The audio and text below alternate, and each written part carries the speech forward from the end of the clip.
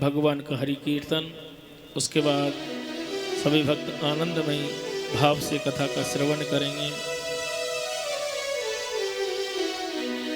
कहते हैं कि भगवान का जब भी कोई कार्य प्रारंभ करने जाते हैं, सर्वप्रथम भगवान का हरि नाम संकीर्तन होना बहुत ही आवश्यक होता है, क्योंकि कीर्तन करने मात्र से जो हमारा मन भटकता है, इधर उधर भागता है, वो अनायास कीर्तन प्रारंभ होते ही रुक जाता है। इसलिए बड़े भाव से करेंगे। ओ हरे राम राम राम हरे हरे, हरे कृष्णा कृष्णा कृष्णा हरे हरे। लो हरे राम राम हरे हरे, हरे कृष्णा कृष्णा कृष्णा हरे हरे। ओ हरे राम राम हरे हरे, हरे कृष्णा कृष्णा कृष्णा हरे हरे। ओ हरे राम राम हरे हरे, हरे कृष्णा कृष्णा कृष्णा हरे हरे। हरे राम राम हरे हरि बोल। हरे कृष्णा कृष्णा कृष्णा हरे हरे। ओ हरे राम राम हरे हरे, हरे कृष्णा कृष्णा कृष्णा हरे हरे। ओ हरे राम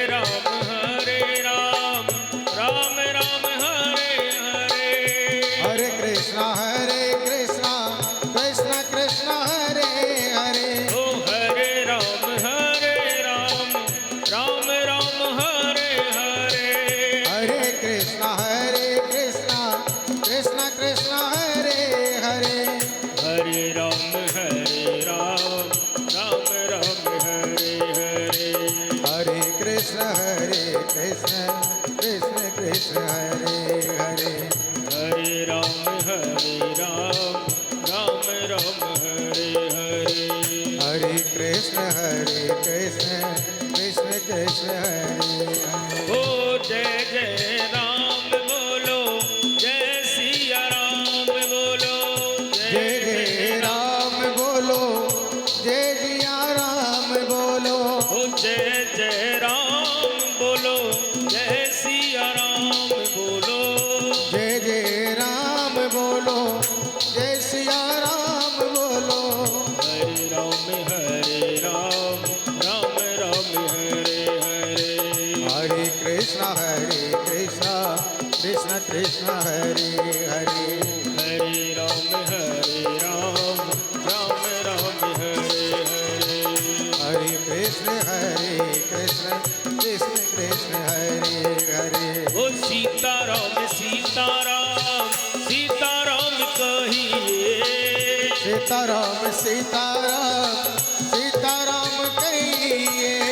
सीताराम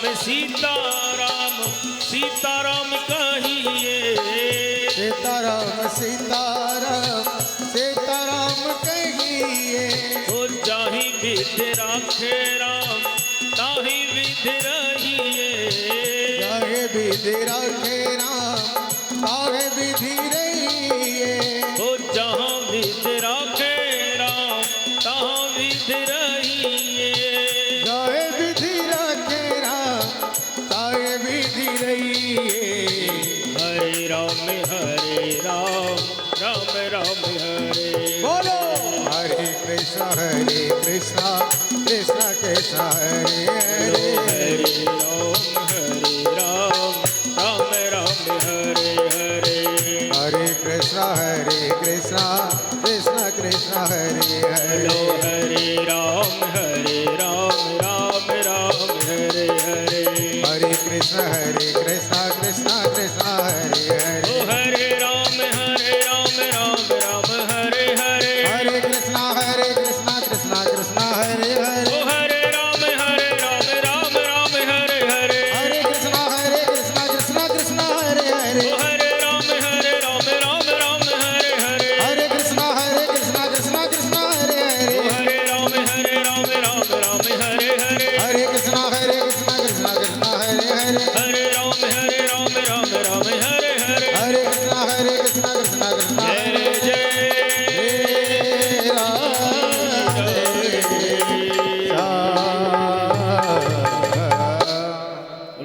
वत्सल भगवान की जय हो।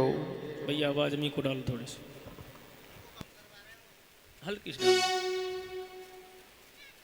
कल आप सब भक्तों ने बहुत ही सुंदर और आनंदमयी भगवत कथा का श्रवण किया,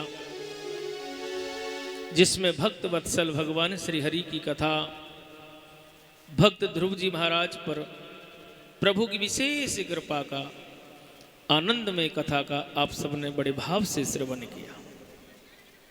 महाराज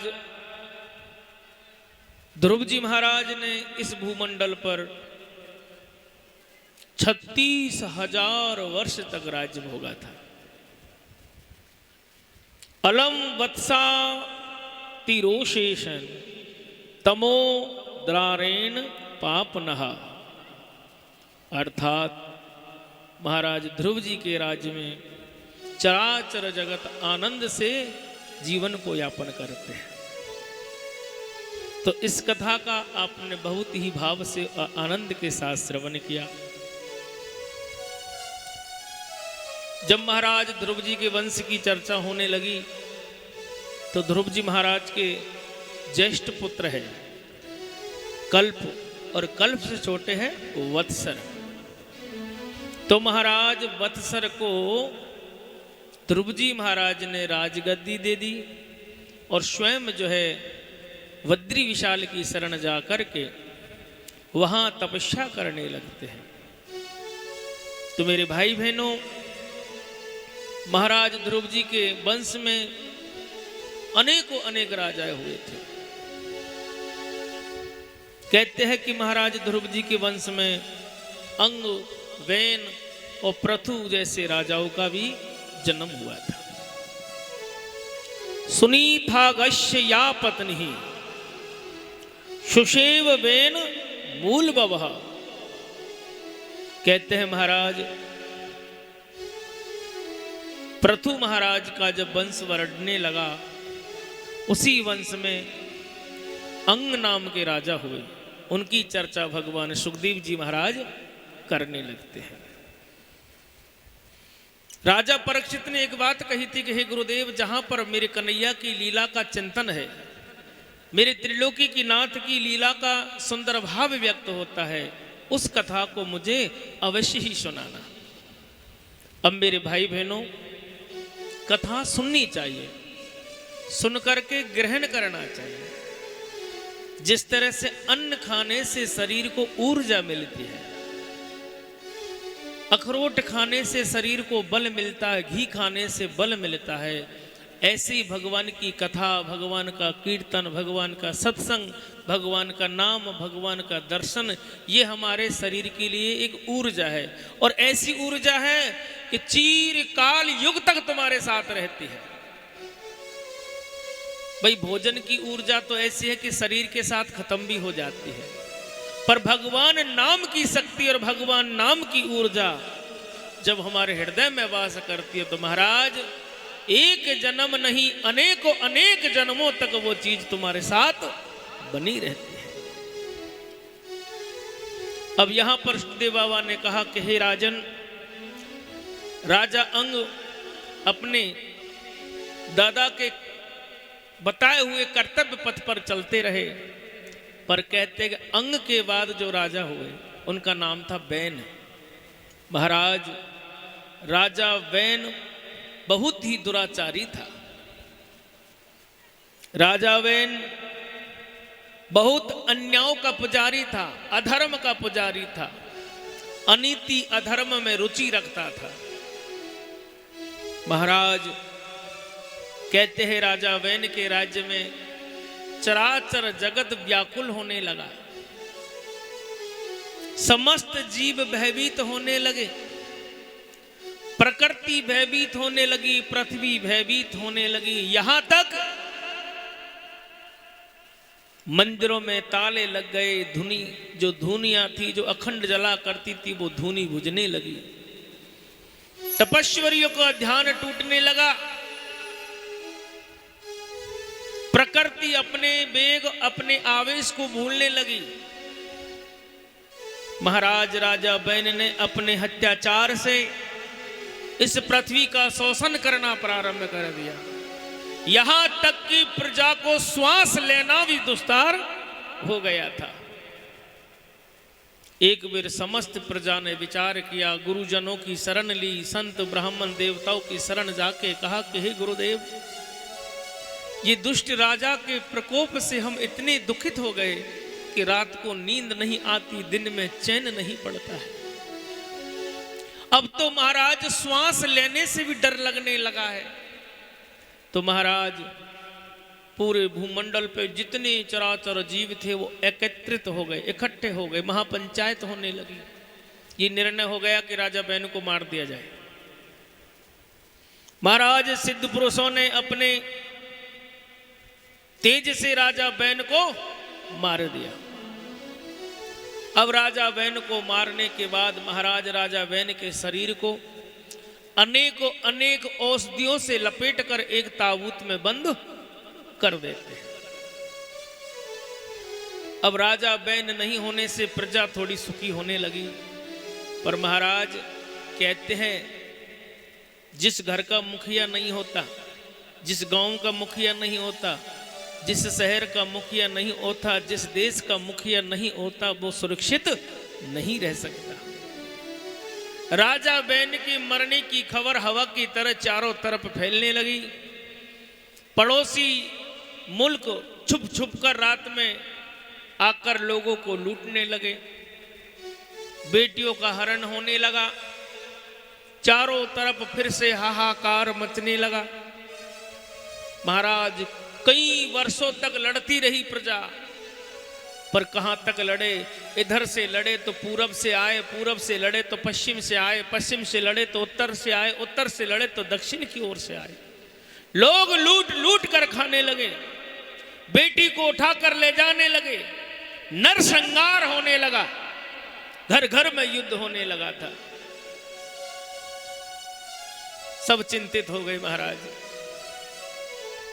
फिर संतों ने, ब्राह्मण देवताओं ने विचार किया, ऐसे तो भैया ये सारा जगत ही नष्ट हो जाएगा। ये भगवान की बनाई हुई सृष्टि है, भगवान का बनाया हुआ स्वरूप है, हमें इसकी रक्षा करनी चाहिए। आज संत और ब्राह्मणों ने मिलकर राजा बैन के शरीर को उस ताबूत से बाहर निकाला, मंत्रों से अभिमंत्रित किया, गंगा जल से अभिषेक किया।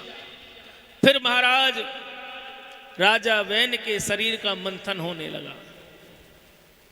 राजा बैन के शरीर के दो भागों में मंथन हुए। दाएं भाग का जब मंथन हुआ तो महाराज उसमें से एक बालक का जन्म हो जाता है। वो बालक बड़ा अद्भुत था, बड़ा पराक्रमी था। देखते देखते अपना रूप बदलने लगा। उसके तेज और रूप को देखकर ब्राह्मण देवताओं ने नामकरण किया। बोलो पृथु महाराज की जय। जय हो। उसके बाद राजा बैन के बाएं अंग का मंथन हुआ, उसमें से एक कन्या प्रकट होती है। देखते देखते वो कन्या जवान हो गई, रूपवान हो गई, यौवन युक्त हो गई। सभी लोग कहने लगे ये तो साक्षात लक्ष्मी माता प्रकट हुई है। और महाराज ब्राह्मण देवताओं ने नामकरण किया और माता अर्ची नाम रख दिया। बोलो लक्ष्मी नारायण भगवान की जय हो। अब महाराज सभी देवता दौड़ पड़े। इंद्र ने आके मुकुट दिया, ब्राह्मण देवताओं ने कवच दिए, भगवान विष्णु आए चक्र दे के गए, माता लक्ष्मी आई वैभव दे के गई, स्वयं यमराज आ गए और पापियों को दंड देने के लिए यमदंड दे के चले गए। अब महाराज पृथु महाराज के जन्म के उपरांत संत और ब्राह्मण के आग्रह पर महाराज पृथु और अर्ची का विवाह संपन्न हुआ था और राज तिलक कर दिया गया। अब पृथु महाराज के राज में सारी प्रजा सुख चैन और आनंद से जीवन बिताने लगी। धीरे धीरे समय गुजरने लगा। भाई बहनों, एक दिन राजा के कानों में खबर आई कि महाराज देवता जल नहीं बरसाते हैं, नदियां सूखने लगी है, कुएं तालाब बावड़ी सूखने लगे हैं। जो अन्न खेतों में भूमि में डाले वो अन्न पृथ्वी की कोख में चले जाते, बाहर निकलता नहीं है। चारों तरफ प्रजा भूख और प्यास से व्याकुल हो रही है महाराज। तो महाराज पृथु ने निर्णय किया, विपदम विस्मरणम विष्णु संपत नारायण स्मृति। उसी समय पृथु महाराज ने निर्णय किया कि मैं इस पृथ्वी माता को समझाऊंगी और समझाकर इससे मेरी प्रजा को सुखी करूंगी। अब महाराज पृथु महाराज चले और हाथ में धनुष मान लिया। पहले तो पृथ्वी माता से अनुनय विनय प्रार्थना की। जब पृथ्वी माता ने प्रार्थना को स्वीकार नहीं किया तो महाराज पृथु को क्रोध आ गया है। हाथ में धनुष लिया, बाण को कमान में चढ़ाया और पृथ्वी को खंड खंड करने का निर्णय कर लेते हैं। इतने में पृथ्वी माता घबरा गई और गाय का रूप बना करके प्रकट हो जाती है। पृथु महाराज बोले, हे माता, तुमने मेरी प्रजा का तिरस्कार किया है, मेरी माता का तिरस्कार किया है, मैं तुम्हें छोड़ूंगा नहीं। आज मेरी प्रजा दुखी है तो मैं राजा सुखी कैसे हो सकता हूं। हे मेरे भाई बहनों, बहुत ही दुखद चर्चा है। पृथ्वी माता घबरा गई और घबरा कर कहने लगी, महाराज मेरी कोई गलती नहीं है। आपसे पहले जो राजा हुए वो दुराचारी थे, पापी थे, हत्यारे थे, अन्याय के पुजारी थे। उनके उस कर्म के कारण नदियां सूख गई, कुएं बावड़ी सूख गए, फलदार वृक्ष सूख गए, देवताओं ने जल बरसाना बंद कर दिया। तो मेरी कहा सामर्थ्य महाराज कि मैं इनको खाने को अन्न दूं। अब पृथु महाराज ने कहा, हे पृथ्वी माता, जो उसने किया वो उसके साथ गया। इस समय तो मैं इस भूमि का मालिक हूं। अगर मेरी प्रजा दुखी रहेगी तो मैं शांति से नहीं बैठूंगा। तो पृथ्वी माता कहने लगी, महाराज मेरी कोख में सारी चीज रखी हुई है। उसी समय पृथु महाराज ने मनु महाराज का स्मरण किया और मनु का बछड़ा बना करके पृथ्वी माँ को धोने लगे हैं। बछड़ा बनाकर जब पृथ्वी माँ के स्तनों को पीने लगे और महाराज स्वयं पृथु महाराज दूध के रूप में समस्त औषधि, जल, वनस्पति, अन्न आदि को प्रकट करने लगे हैं और प्रजा को बांटने लगे हैं। अब ये राजा पृथु तो है जो है, पर देवता पीछे नहीं हटे। स्वयं महाराज इंद्र दौड़े आए, गुरु बृहस्पति देव जी को बछड़ा बनाया और उसको दूध पिलाने लगे। इंद्रदेव सोने के लोटे के अंदर अमृत के रूप में दूध को निकालने लगे हैं। देवता अमृत पा करके अपने आप को धन्य पाने लगे। इस प्रकार से पृथ्वी पर आनंद ही आनंद जो है चारों दिशाओं में होने लगा। आज भी प्रजा दुखी है, आज भी प्रजा दुखी है। जल देवता पृथ्वी को त्यागने लगा है। 500, 700, 1000 फीट नीचे पानी पहुंच गया है। जो नदियां 12 मास बहा करती थी वो सूखने लगी है। जो शहर सुंदर दिखाई देते थे वो बहुत अद्भुत नजर आने लगे हैं। महाराज धीरे धीरे ये समय जो परिवर्तन लेगा, एक दिन ऐसा आएगा कि लोग रोटी खाना भी भूल जाएंगे, गोली खाकर ही समय पास करेंगे, क्योंकि पृथ्वी रहने को नहीं होगी, पैदा करने के लिए भूमि नहीं होगी, इतने लोग बढ़ जाएंगे। कहते हैं भागवत इस संदेश को देते हैं कि जिस दिन पृथ्वी पर इतना भार बढ़ जाएगा कि एक पौधा लगाने के लिए जगह नहीं मिलेगी, उस समय ये पृथ्वी पाताल में चली जाएगी। महाराज उसके बाद पृथु महाराज ने 100 अश्वमेध यज्ञ किए। 100 अश्वमेध यज्ञ करके सारी प्रजा को कृतार्थ किया। धर्म कर्म नीति से परिपूर्ण हो गए। जगत में पृथु महाराज को भगवान श्री नारायण अवतार मान के लोग पूजा करने लगे। और महाराज सुखदेव बाबा ने तो यहाँ तक कहा है कि 33,000 और 65 वर्ष तक पृथु महाराज ने इस पृथ्वी पर राज्य को भोगा था। हे मेरे भाई बहनों, जब ये चर्चा होने लगी तो महाराज परीक्षित जी को हंसी आ जाती है। जब राजा परीक्षित को हंसी आई तो सुखदेव बाबा कहने लगे, हे राजन क्यों हंस रहे हो?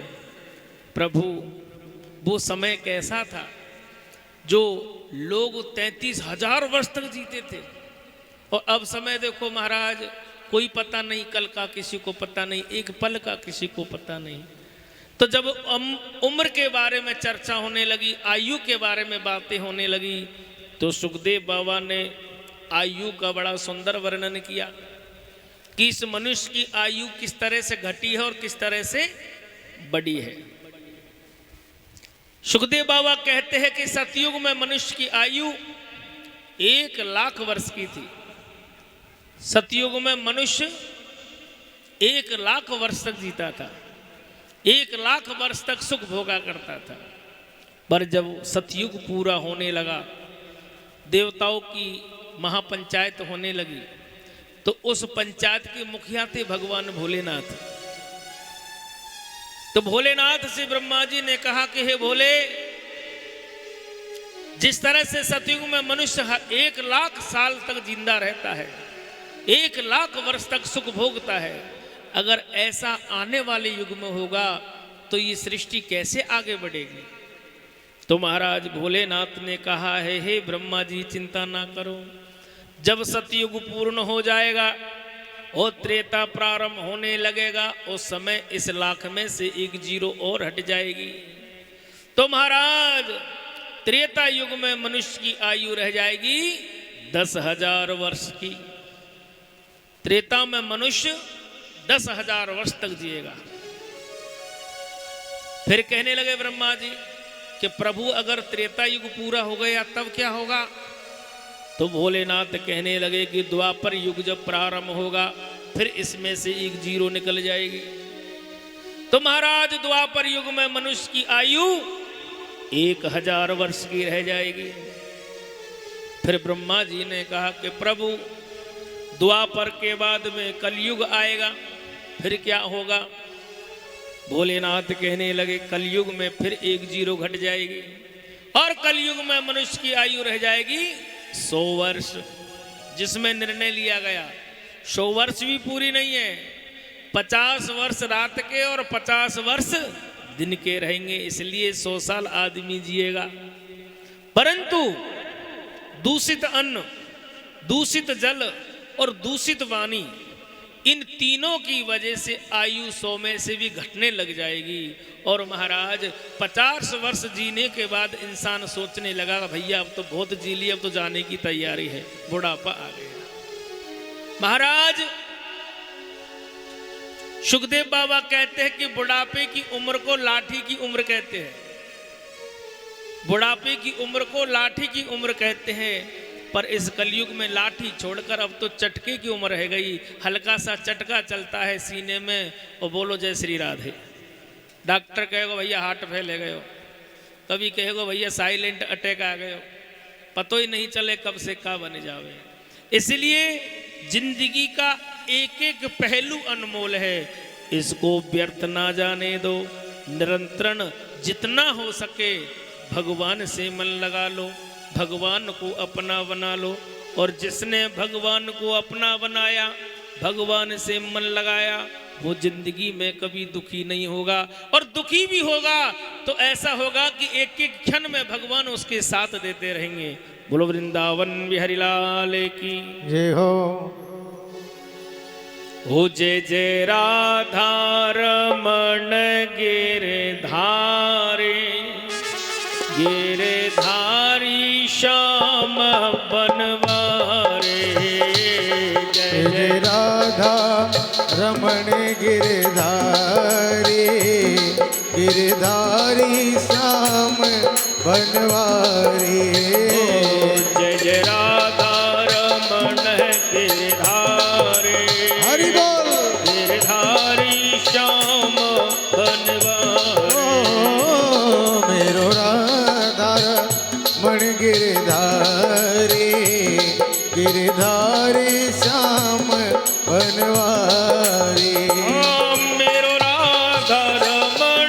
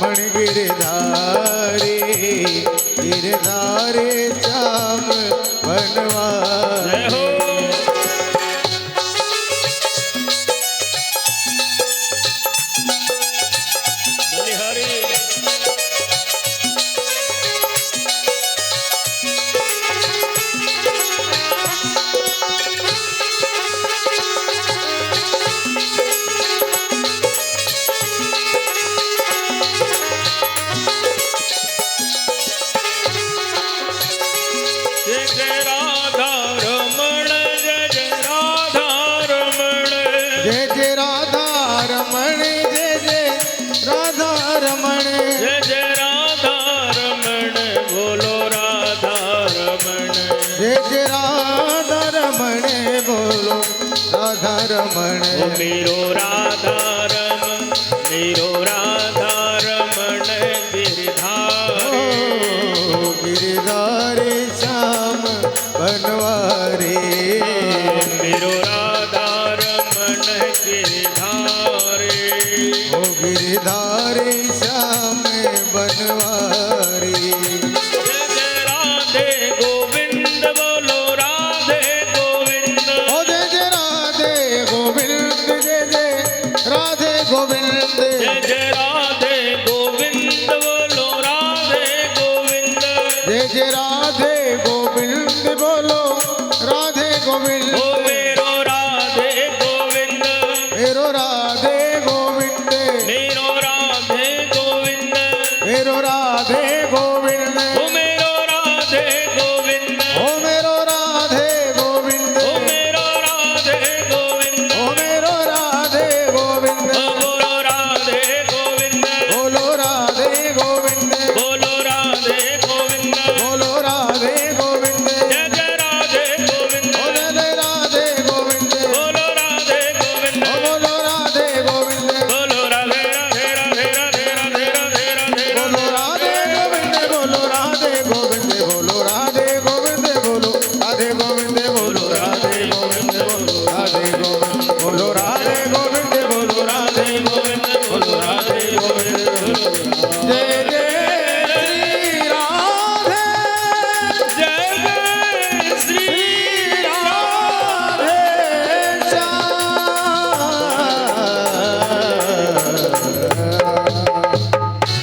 ओ मेरो राधा रमण गिरधारी जय हो गिरधारी श्याम बनवारी।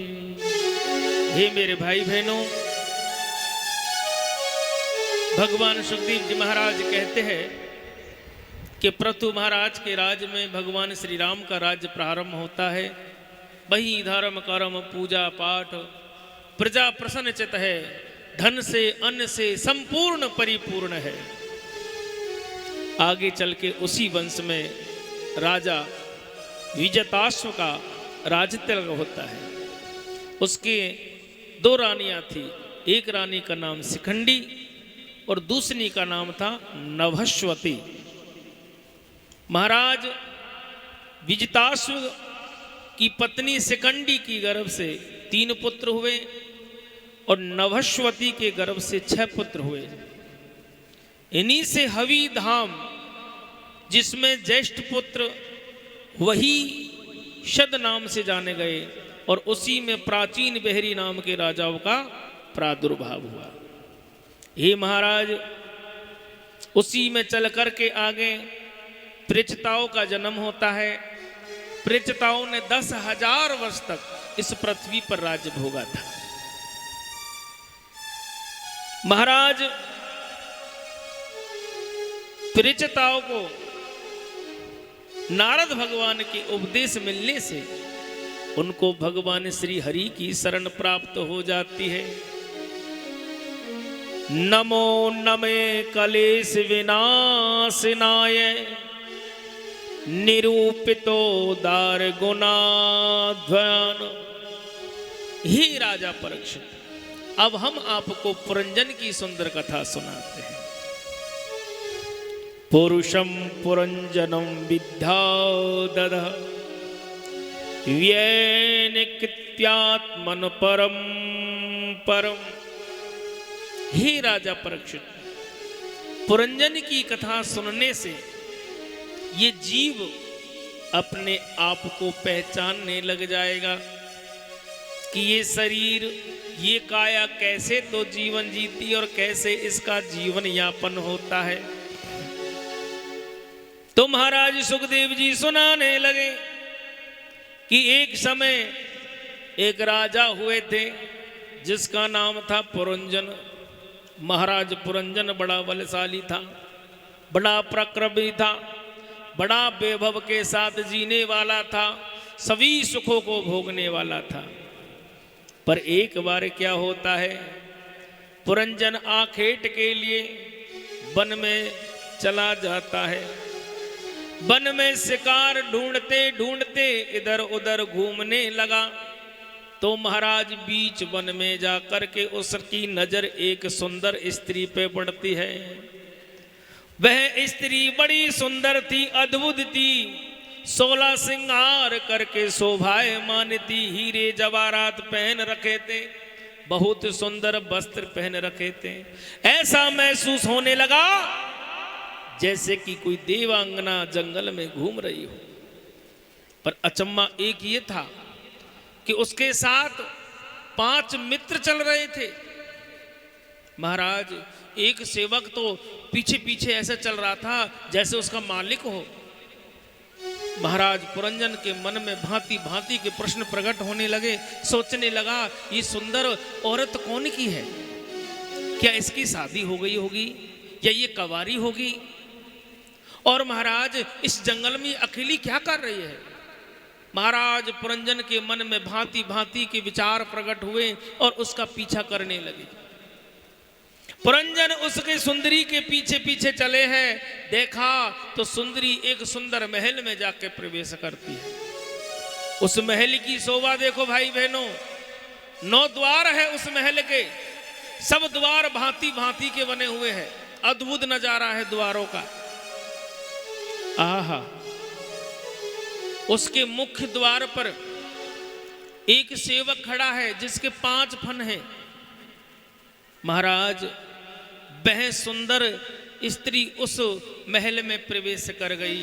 पीछे से पुरंजन ने भी प्रवेश कर लिया। जब पुरंजन ने प्रवेश किया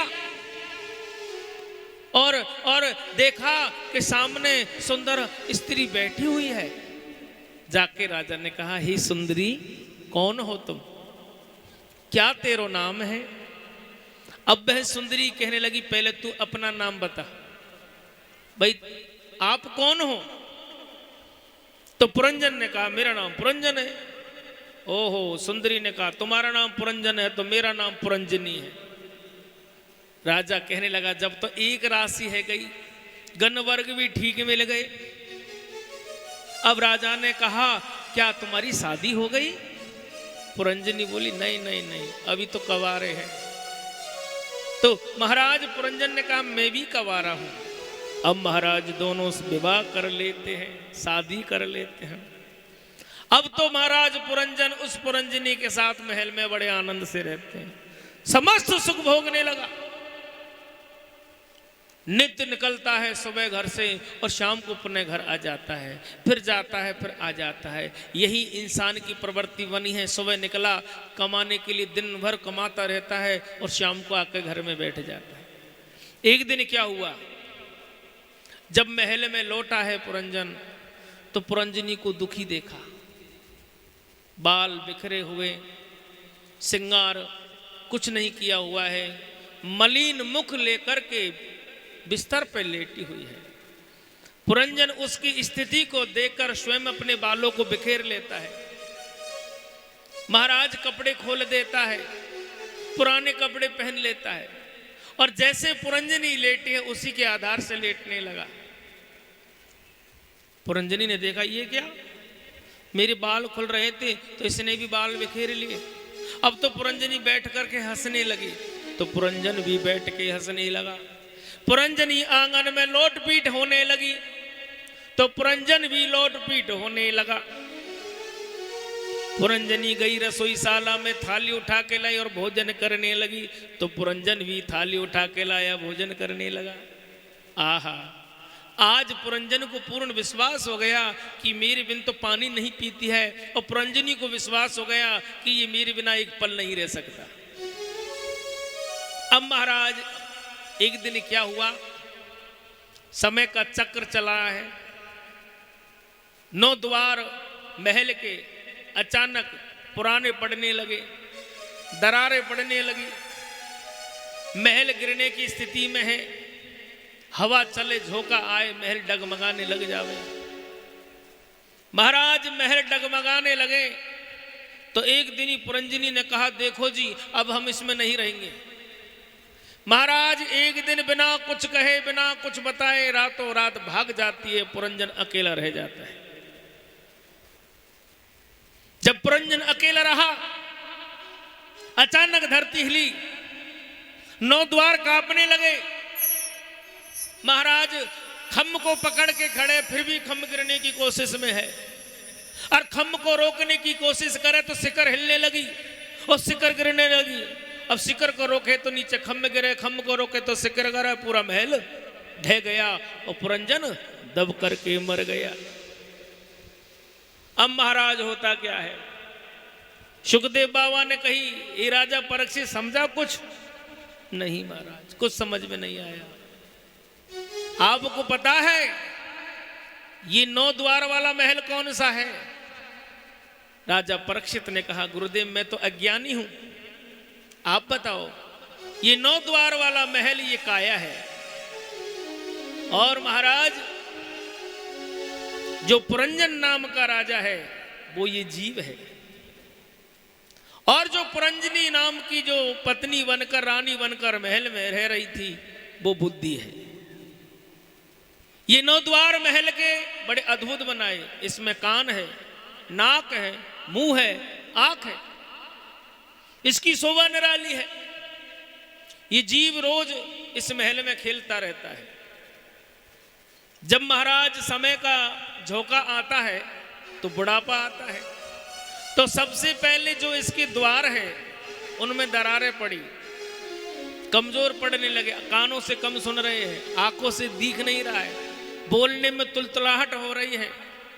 अब महाराज होता क्या है? फिर हवा जोर से चली, अब महाराज घोटो काम करना बंद कर दिया, पैर कांपते हैं, गर्दन कांपती है, पानी हाथ में उठाए तो हाथ कांपने लगते हैं। अब ये बुद्धि ने सोचा कि ये काम से गया। कहते हैं ना भैया, बुढ़ापे में बुद्धि काम नहीं करती है। तो ये पुरंजनी इस शरीर से बाहर चली जाती है, और जब ये शरीर से बाहर ये पुरंजनी चली जाती है तो ये पुरंजन अकेला रह जाता है।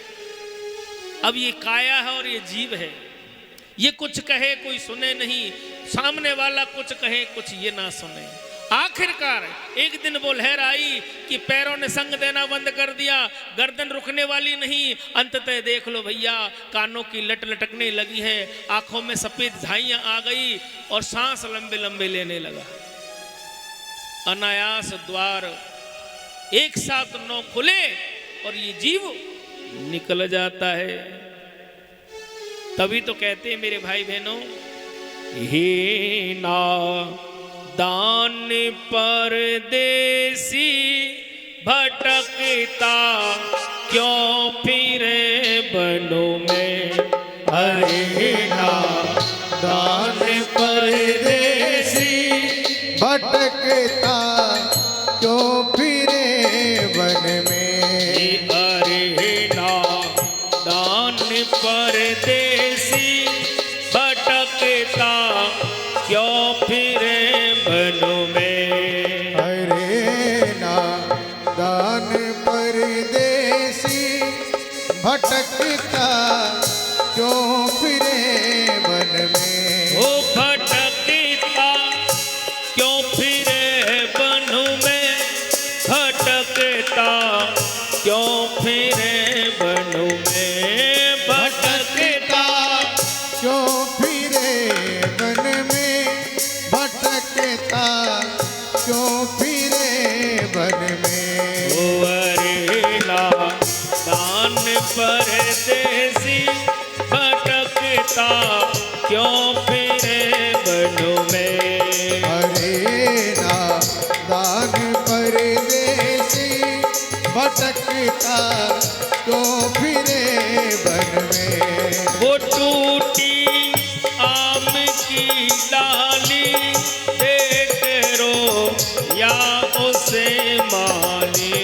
वो टूटी आम की डाली देख रो या उसे माली। ओ बगीचा कर चला खाली, बगीचा कर चला खाली। अरे ना दान परदेसी भटकता क्यों फिरे वन में। हरे ना दान परदेसी। कहते हैं भाई एक माली है, उसने बहुत सुंदर बाग लगाया है। एक माली है, उसने बहुत सुंदर बाग लगाया है। हरे हरे सुंदर पौधे, फल फूल से लदे हुए वृक्ष शोभायमान है बाग में। पर अचानक एक डाली टूट गई। अब माली ने सोचा अब तो मेरा बाग उजड़ने वाला है। महाराज उसने पानी देना बंद कर दिया, रखरखाव करना बंद कर दिया और डर के मारे भागने लगा। और जब महाराज रखवारी करने वाला कोई नहीं रहा, आखिरकार वो बाग उजड़ ही जाता है। जवानी नींद भर सोया, बुढ़ापा देख कर रोया। जवानी नींद भर सोया, बुढ़ापा देख कर रोया। वो जवानी नींद भर सोया, बुढ़ापा देख कर रोया।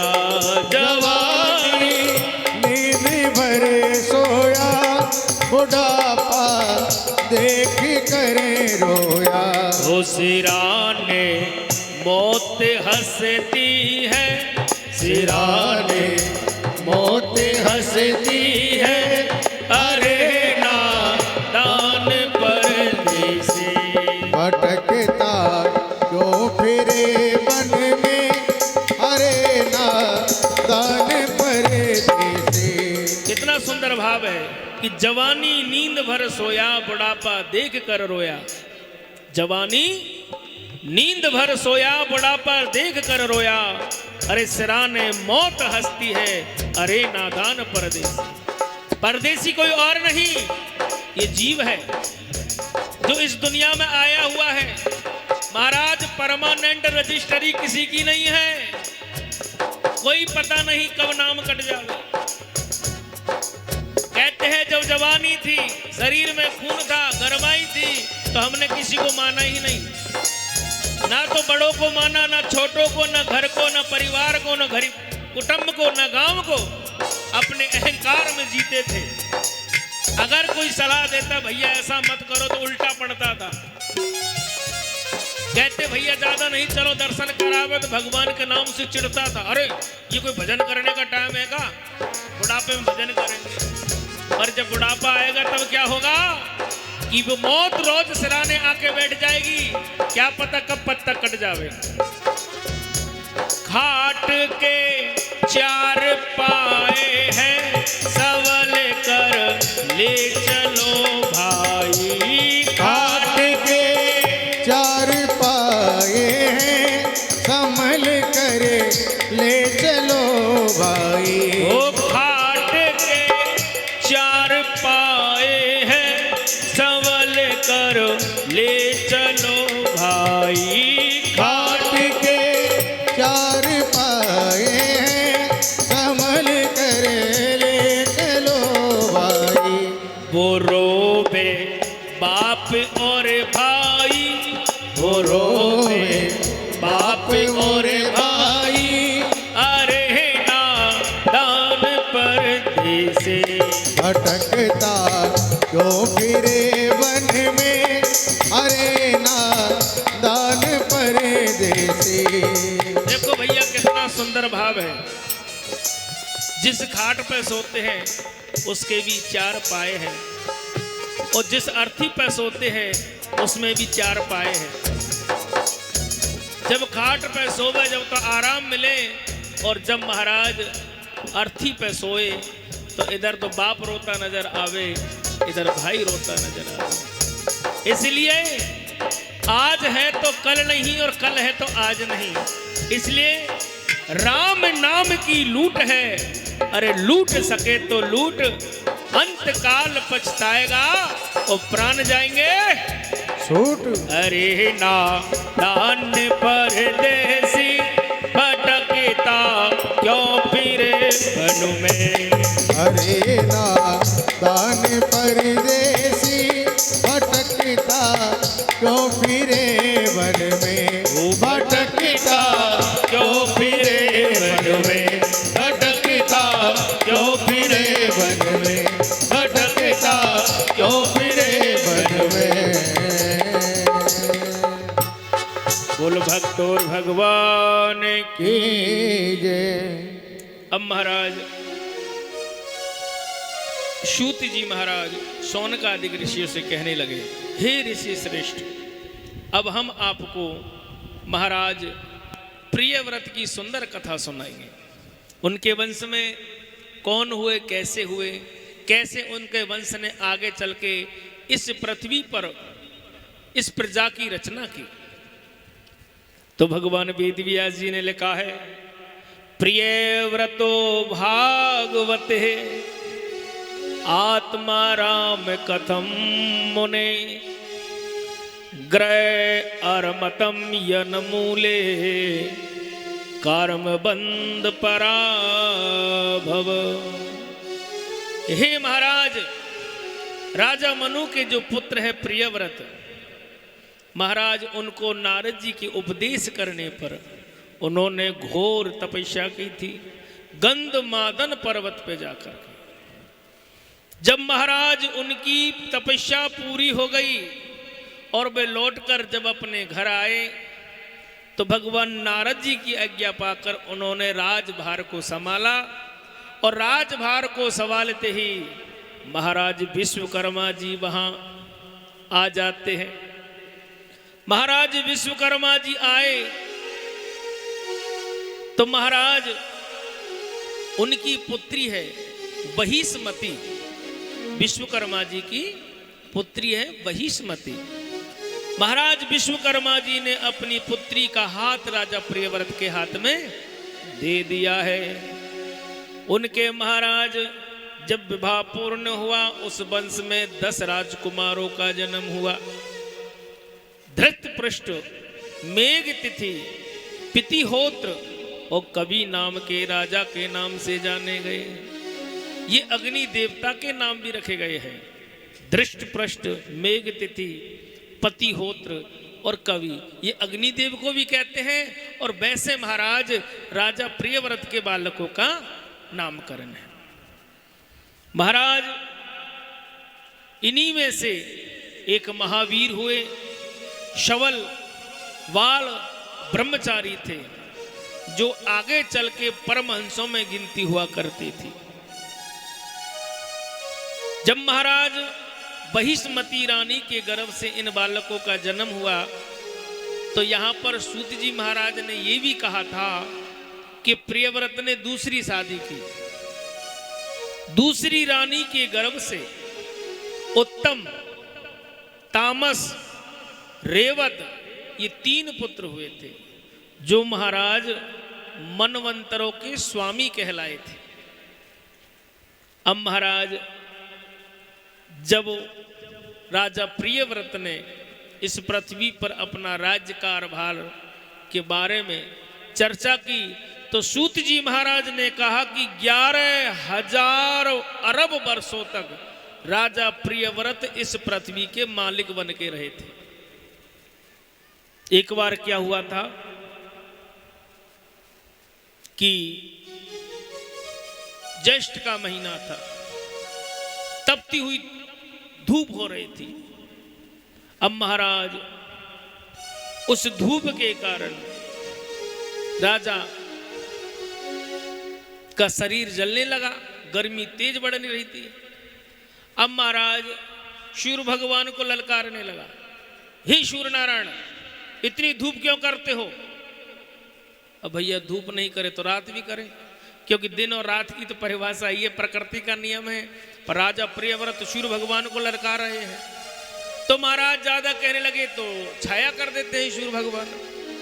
अब महाराज होता क्या है, एक दिन रानी ने कहा, हे महाराज देखो ये सूर्य नारायण अपने आप को जाने क्या समझता है, अपनी मर्जी से रात कर देता है, अपनी मर्जी से दिन कर देता है। और रानी की बात राजा के मन में खटक गई। राजा ने कहा कि आज के बाद रात ही नहीं होगी, जब तक मैं इस गद्दी पर रहूंगा तब तक रात नहीं होगी, और अगर ये सूर्य नारायण नहीं मानेगा तो मैं इसके साथ युद्ध करूंगा। महाराज जो प्रकृति का नियम बना है उसको कोई तोड़ने की कोशिश करे तो परम ब्रह्म भी इसमें कुछ नहीं कर सकते। पर आज राजा प्रियव्रत अहंकारवश अपने रथ में आरूढ़ हो गए और सूर्य भगवान का पीछा करने लगे। 7 बार सूर्य भगवान का पीछा किया रथ में बैठ करके। तो महाराज सूत जी ने कहा था कि 7 बार सूर्य भगवान का पीछा करने पर रथ के पहियों की रगड़ से इस पृथ्वी पर महाराज 7 दीप बन गए। इस पृथ्वी पर 7 दीप हो गए। कहने का अर्थ है कि 7 दीप 7 समुद्र। जो आज समुद्र देखते हो ये समुद्र राजा प्रियव्रत के रथ के पहियों के है। बड़ी बड़ी खाई बन गई थी धरती पर जो समुद्र का रूप धारण कर लेते हैं। महाराज जो पृथ्वी रही उसके नाम रखे गए जंबू, पलक्ष, सालमली, कुश, क्रांच, शाक और पुष्कर। जो हम पुष्कर जाते हैं, हमारे राजस्थान में स्थान है पुष्कर, ब्रह्मा जी का मंदिर बना है। यह भी राजा प्रियव्रत के रथ की रगड़ से बना है। इस तरह से महाराज जब प्रलय सागर आएगा, चारों दिशाओं में समुद्र समुद्र होगा, पानी ही पानी होगा, उस समय पुष्कर पे पानी नहीं होगा। ये द्वीप अलग है भारत खंड से।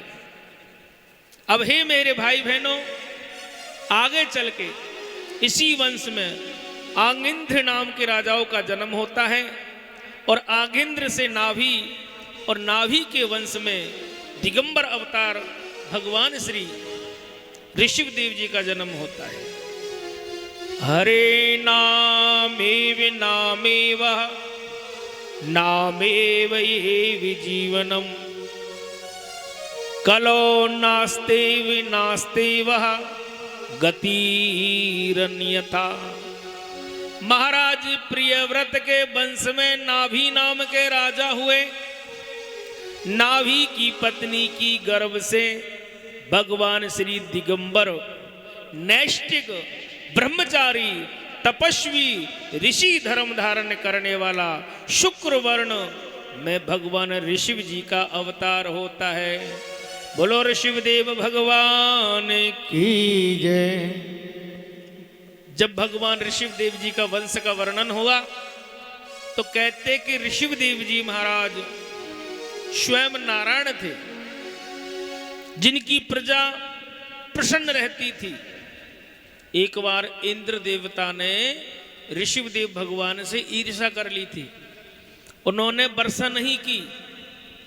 तो भगवान की कृपा देखो, ऋषभदेव जी ने अपने योग द्वारा, अपने तपोबल द्वारा 12 महीने तक वर्षा की। ऐसे राजा थे महाराज ऋषभदेव जी। उन्हीं के वंश में ज्येष्ठ पुत्र के रूप में महाराज भरत का जन्म हुआ है। बोलो भरत जी महाराज की जय हो। अब भगवान ने जब सूत जी ने ये कथा सुनाई तो सुखदेव बाबा ने भी ये कथा सुनाई, पर राजा परीक्षित के मन में संशय हुआ। राजा परीक्षित ने कहा कि गुरुदेव, ऋषि भगवान का विवाह किसके साथ हुआ? और जब इंद्र ने बरसात नहीं की तो ऋषभदेव जी ने 12 महीने तक बरसात की, इसका क्या प्रयोजन है? तो महाराज सुखदेव जी सुनाने लगे। जब ऋषभदेव जी से ईर्ष्याजनक होकर के महाराज इंद्र ने बरसात नहीं की तो ऋषभदेव जी ने अपने तप के बल से बरसात की थी। तो जब इंद्र को पता चला कि जिस पृथ्वी पे मैंने पानी की एक बूंद नहीं डाली फिर भी वो पृथ्वी हरी भरी नजर आ रही है, तो महाराज देखा तो राजा ऋषभदेव जी के शरीर से एक तेज प्रकट हो रहा है। वो तेज आकाश में बादल बन के बरस रहा है। अब महाराज इंद्र घबरा गया और ऋषभदेव जी के चरणों में आकर के माफी मांगने लगा। ऋषभदेव भगवान ने कहा कि हे इंद्र, मैं तुमसे नाराज नहीं हूं। इंद्र ने कहा नहीं नहीं नाराज हो महाराज, अगर आप नाराज नहीं तो आपको मेरी बेटी के साथ ब्याह करना पड़ेगा। इंद्र ने अपनी बेटी जयंती के साथ ऋषभदेव जी का पानी ग्रहण संस्कार कर दिया। जयंती की कोख से 100 पुत्रों का जन्म होता है। उन 100 पुत्रों में सबसे बड़े जो ज्येष्ठ पुत्र हुए उन्हीं का नाम भरत महाराज रखा गया। बोलो भरत जी महाराज की जय हो। अब महाराज क्या होता है, जब भरत महाराज शादी योग्य हो गए तो राजगद्दी पे ऋषभदेव भगवान ने भरत जी को बैठाया, राजतिलक किया और स्वयं ने अपना सारा राजपाट त्याग दिया और राजपाट कर त्यागने के साथ अपने समस्त वस्त्र भी त्याग दिए, दिगंबर रूप धारण कर लिया।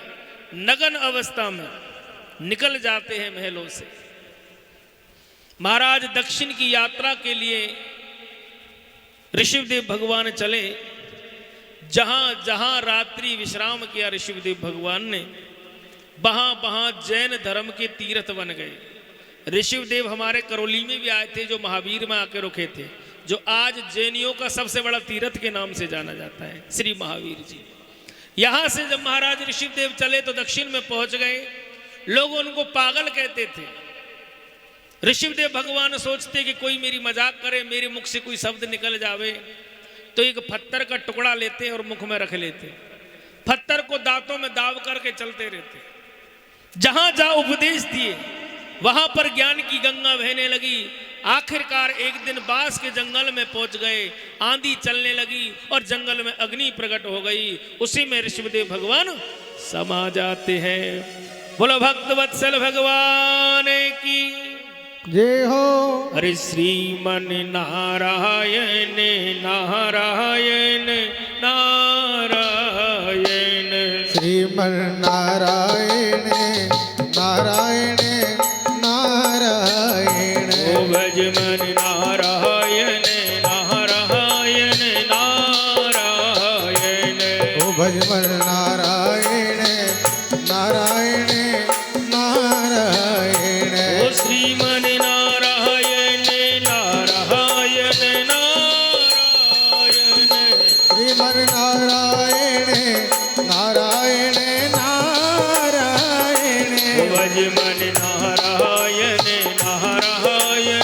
नारायण, भजमन नारायण नारायण नारायण, ओ ब्रह्मा नारायण नारायण नारायण, ब्रह्मा नारायण नारायण नारायण, श्रीमन नारायण नारायण नारायण, श्रीमन नारायण नारायण नारायण, ओ लक्ष्मी नारायण नारायण नारायण, ओ लक्ष्मी नारायण नारायण नारायण, जय जय नारायण नारायण नारायण, हो जय जय जय नारायण नारायण नारायण, श्रीमन नारायण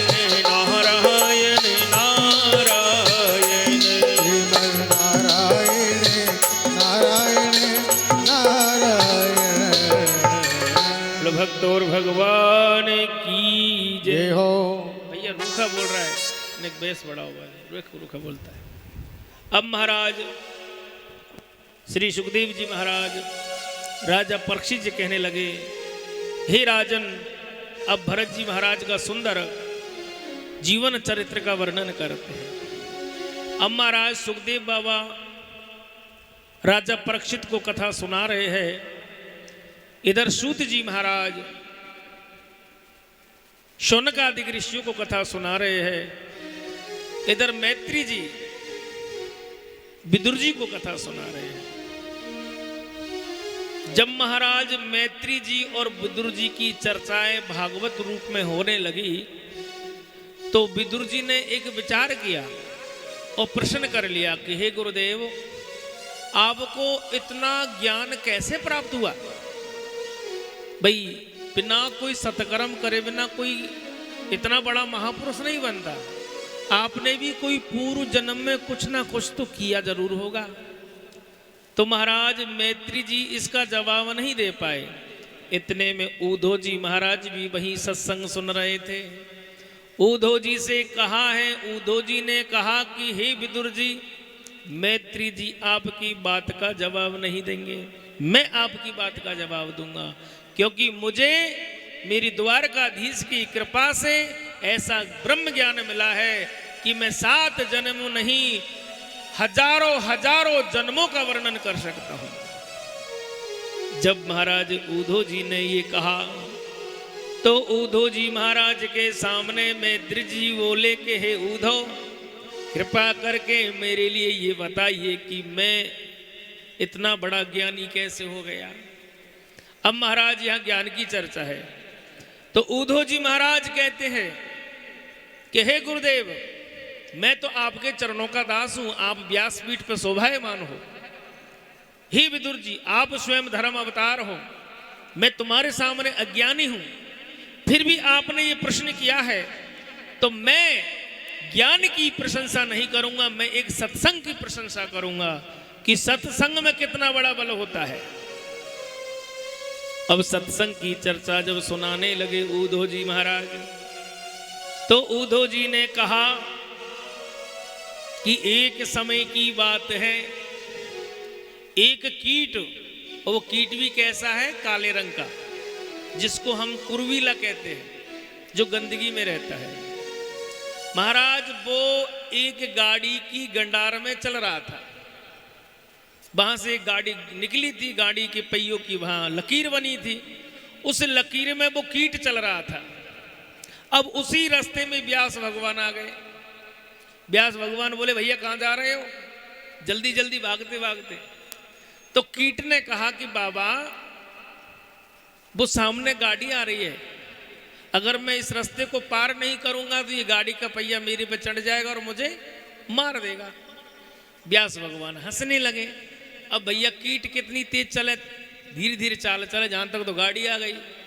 अब वो गाड़ी आई, गाड़ी के पहिए के नीचे वो कीट आ जाता है और मर जाता है। अब महाराज उस घटना को व्यास जी देख रहे हैं। व्यास भगवान ने कहा, काय भैया, अगर मैंने कहा उसी समय रास्ता छोड़ देते तो शायद प्राण बच जाते, पर तुम तो इस लकीर में भागे जा रहे थे, ये तो रास्ता है गाड़ी का। अब महाराज भयभीत वह कीट कहने लगा, हे गुरुदेव, कोई ऐसी कृपा करो ताकि मैं फिर से ऐसा इस जीव का दोबारा जन्म ना लूं, मैं ऐसा कीट ना बनूं। महाराज एक मंत्र सुना देते हैं। व्यास भगवान का मंत्र मात्र 2-5-10 मिनट पढ़ा है। उस मंत्र के पढ़ने मात्र से वह कीट अपने अगले जन्म में प्रवेश कर जाता है। अब महाराज अगले जन्म में जब वो कीट प्रवेश करता है तो महाराज वह अगले जन्म में एक शूद्र बन जाता है। और शूद्र बना तो किसका काम करता है, चमड़े का काम कर रहा है। विधि का विधान देखो। एक दिन फिर व्यास भगवान वहां से गुजरते हैं और वो शूद्र सामने नजर आया। और भैया आनंद वो, हाँ बाबा, पहले की बात याद है क्या, मैंने तो कहा था कि मत चले इस लकीर पे, मारा जाएगा, पर नहीं सुनी, मारा गया और अब तू शूद्र बन गया। अब महाराज अगले जन्म की किसने जानी। शूद्र कहने लगा, बाबा मैं नहीं पहचान पाया, मुझे अगले पिछला कोई ध्यान नहीं, बस मेरा तो कर्म है महाराज, मैं चमड़े का काम करता हूं। व्यास भगवान ने हाथ में जल लिया और जल के छींटे दिए। जैसे ही जल के छींटे उस शूद्र के मस्तिष्क पे पड़े, उसको अगला जन्म याद आ गया। अरे हाँ, मैं वो कीट था, उस लकीर पर चल रहा था, ये बाबा उस समय मुझे मिले, पर मैंने रास्ता नहीं छोड़ा, इसलिए मैं गाड़ी के पहिए के नीचे आ गया था। तो बाबा की कृपा से मुझे मनुष्य की देह मिली, पर इस मनुष्य की देह में मैंने एक शूद्र के रूप में जन्म लिया। अब महाराज वह कहने लगा कि हे बाबा, अब कोई ऐसा आशीर्वाद दो, ऐसा कोई मंत्र दो ताकि इस कुल में जन्म ना हो, अच्छे कुल में जन्म रहे।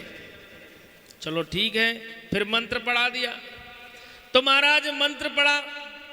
अब मंत्र का तो जाप करना होता है, और जाप ही संस्कार है, जाप ही कल्याणकारक है। अब 2-5-10 मिनट वो मंत्र पढ़े और महाराज शूद्र की मृत्यु हो जाती है। अब महाराज शूद्र की मृत्यु हो गई और अगले जन्म में जा रहा वो खेत्री बन गया, एक राजपूत कुल में जाकर जन्म ले लेता है। राजपूत कुल में जाकर जन्म लिया, राजा बन गया, राजगद्दी पे बैठा हुआ है, राजभार संभाल रखा है, चारों तरफ सैनिक खड़े, दास दासियां खड़े हैं। समय गुजरा, एक दिन फिर व्यास भगवान की मुलाकात हो गई। और भैया आनंद में, हाँ बाबा आपका आशीर्वाद है, याद है पहले क्या हुआ? अब महाराज पहले कुछ भी था पर अब तो राजा है, तो क्या कहने लगा, अरे इस बाबा को पकड़ के बंद कर दो, क्या बोल रहा है? व्यास भगवान कहे अरे मुझे ही बंद करा रहा है, मैंने इसको अगले पिछला सारा सिस्टम बताया और मुझे बंद कराने चला है। व्यास भगवान वही अब बोले, अरे भाई रुको तो सही, पहले मेरी बात तो सुनो। भरी सभा में व्यास भगवान कहने लगे, पहले तो कीट था, फिर शूद्र बन गया, फिर भी ज्ञान नहीं हुआ, अब राजा बना, फिर भी तुझे ज्ञान नहीं कि संत का सम्मान कैसे किया जाता है, साधु का सत्कार कैसे किया जाता है। अब महाराज जब आगे पीछे की बात कही तो राजा घबरा गया कि और पोल ना खोल दे। तो महाराज वह राजा हाथ पकड़ के बाबा को कमरे में ले गया और कहा, बाबा मुझे सब याद आ गया, अब कोई ऐसी कृपा करो कि मैं सारी दुनिया के बंधन से मुक्त हो जाऊं और ऐसा ज्ञानी बन जाऊं कि दुनिया को उपदेश देता रहूं। फिर मंत्र पढ़ा दिया। इस बार चौथी बार महाराज एक ब्राह्मण कुल में जन्म हो जाता है, और ब्राह्मण कुल में जन्म हुआ तो बड़ा ज्ञानी पंडित बना, विद्वान बना, पर महाराज लोगों को कथा उपदेश देता था, पर लोगों को ज्ञान बांटता था, पर उसकी नजर में दोष था, उसकी नजर में दोष था। स्त्रियों को गलत नजर से देखा करता था, मन में लालच लोभ 24 घंटा बसा रहता था। चलती कथा में एक दिन व्यास भगवान पुणे आ गए और कहने लगे, और महाराज आनंद में। महाराज प्रणाम किया। व्यास भगवान ने कहा, पीछे की याद है क्या, भूल गया? महाराज कुछ याद नहीं है, याद आ जाएगा, थोड़ा दिन इंतजार करो। व्यास भगवान कह के चले गए। कुछ समय बाद गलत नीति, गलत नीयत और गलत दृष्टि होने के कारण वह ब्राह्मण देवता कोढ़ी बन गए, वह ब्राह्मण देवता कोढ़ी बन गए। और महाराज रक्त गिरने लगा, कीड़े पड़ने लगे, रोज मौत को याद करने लगे, रोज मरने को याद करने लगे, हे भगवान मुझे जल्दी उठा ले। एक दिन वही व्यास भगवान पुनः आते हैं और कहा, कहो ब्राह्मण देवता सकुशल हो? अरे महाराज बहुत दुखी हूं, भगवान मुझे उठा ले तो मैं समस्त बंधन से मुक्त हो जाऊं। व्यास भगवान ने कहा, मैंने तुझे हर जन्म में आके चेतावनी दी, पर मेरी बात को नहीं समझा। पहले कीट बना, गंदगी में पड़ा रहता था, लकीट पे चलता था, गाड़ी की पहिए आया और तेरे को मृत्यु प्राप्त हो गई। फिर तू गिग्गाया, महाराज मैं ये जानवर नहीं बनना चाहता, ये जीव नहीं बनना चाहता, मैंने तुझे इंसान बनाकर दुनिया में भेजा, पर तेरे कर्म की वजह तू शूद्र बना गया। वहां भी मैं तुझे समझाने के लिए पहुंचा, तुझे नाम मंत्र दिया, गुरु मंत्र दिया, तूने क्या किया? 2-5 दिन तो उस नाम की माला करी, फिर छोड़ दी, आखिरकार तू राजा बन गया। उस नाम की वजह से राजगद्दी मिली, राजगद्दी पाकर भी तूने धर्म कर्म दान पुण्य यज्ञ आदि सब छोड़ दिए। फिर भी मैं तुझे समझाने के लिए आया, फिर तुझे गुरु मंत्र दिया, फिर महीना 2 महीना 15 दिन तेने वो माला सटकाई और फिर धरती ताक में उठा करके उस माला के जपने से तुझे ब्राह्मण योनि में जन्म मिला। और जब ब्राह्मण योनि में तुझे भेजा तो मैंने भजन करने के लिए भेजा, जाप करने के लिए भेजा, उपदेश देने के लिए भेजा, ज्ञान बटोरने के लिए भेजा, सत्संग करने के लिए भेजा, पर वहां भी तेने अपनी दृष्टि को बिगाड़ लिया, तेरा मन लालच में घुस गया, तेरी नींद बिगड़ गई, तेरा स्वार्थ खड़ा हो गया, उस स्वार्थ के कारण तू कोढ़ी बन गया। और उस कोढ़ी की होने पर फिर मैं तुझे समझाने आया कि महाराज क्या कर रहे हो? फिर तूने कहा कि मैं दोबारा नहीं करूंगा, और फिर वही गुरु नाम द्वारा मिला तेरे को। आज इसी मंत्र की प्रतापना ऐसी हुई कि उस ब्राह्मण देवता ने अंत काले च मामे मम स्मरणम मुक्त कलेवरम, अंतिम श्वास तक महाराज उसी मंत्र का निरंतर जाप करता रहा और एक दिन काया को त्याग देता है और वही कीट इस जन्म में आकर के महामुनि मैत्री बन करके जन्म ले लेते हैं। बोलो भक्त वत्सल भगवान की जय हो, बोलो सावरे सरकार की जय हो। हो मेरो काना गुलाबों को फूले किशोरी मेरी कोशम कली। ओ मेरो काना गुलाब को फूल किशोरी मेरी कुसम कली। ओ मेरो लाला मेरो काना मेरो मोहन गुलाब को फूल किशोरी मेरी कोशम कली।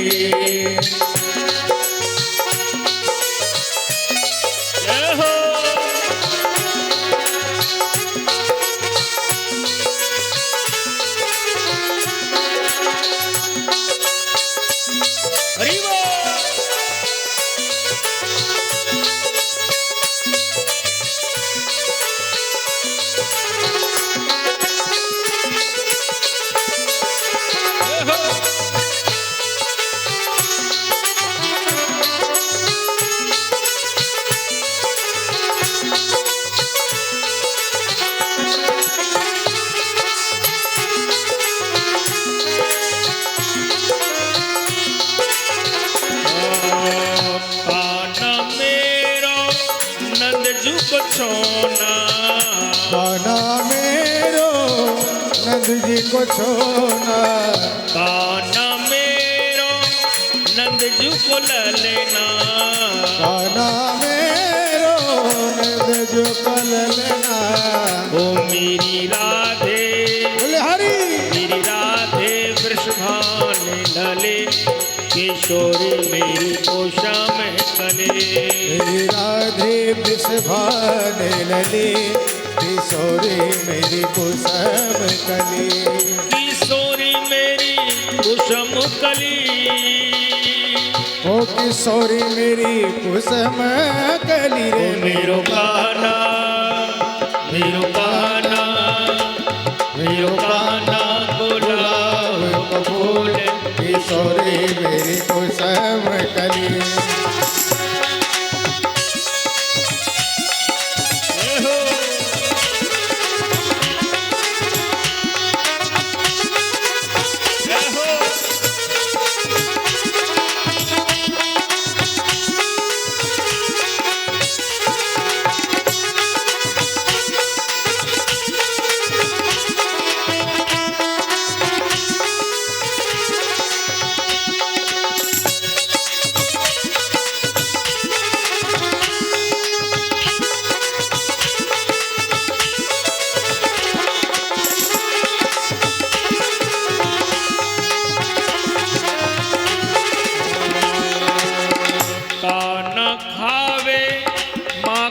मेवा काना खावे माखन मेवा।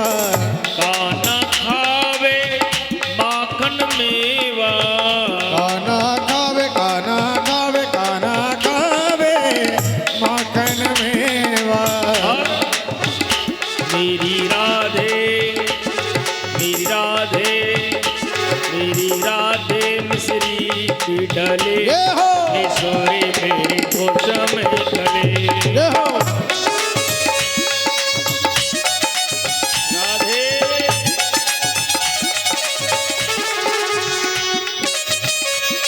हरि बोल।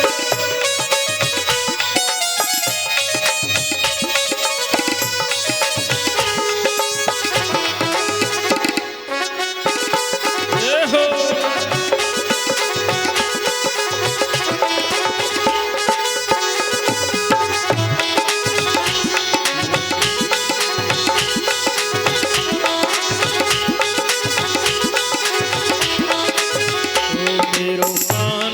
गुलाब को फूले किशोरी मेरी कोशम कले।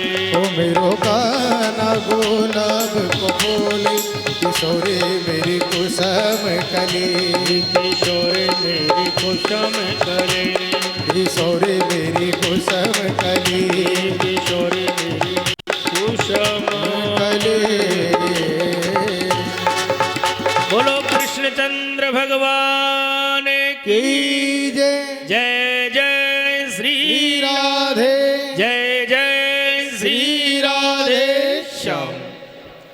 महाराज मैत्री जी के जन्म की कथा से हमें ये ज्ञान होता है कि गुरु के दिए या तो गुरु नाम लेना नहीं चाहिए, और अगर गुरु नाम आपने जीवन में धारण कर लिया तो जो नाम मंत्र है वही सबसे बड़ा शक्तिशाली चीज है। जीवन को बदलने वाला वो नाम है। अगर आप उस नाम का ज्यादा नहीं तो 5 मिनट बैठ के भी अगर रोज का चिंतन करोगे तो ये जीवन ही बदलता चला जाएगा। और महाराज जिस तरह उस कीट की तरह 2 दिन जाप करा, फिर उठा के ताक में धर दिया, फिर वो बन गया शूद्र, फिर 2 दिन जाप किया, फिर उसको राजा बन गया। 2 दिन जाप करने से फिर राजा बना, फिर उसने 2 दिन जाप किया तो फिर ब्राह्मण बना। अब जब ब्राह्मण बना है तो अगला पिछला सब याद आने लगा, कोड़ फूट के गिरने लगे, कीड़े पड़ने लगे, फिर गुरु कृपा होती है।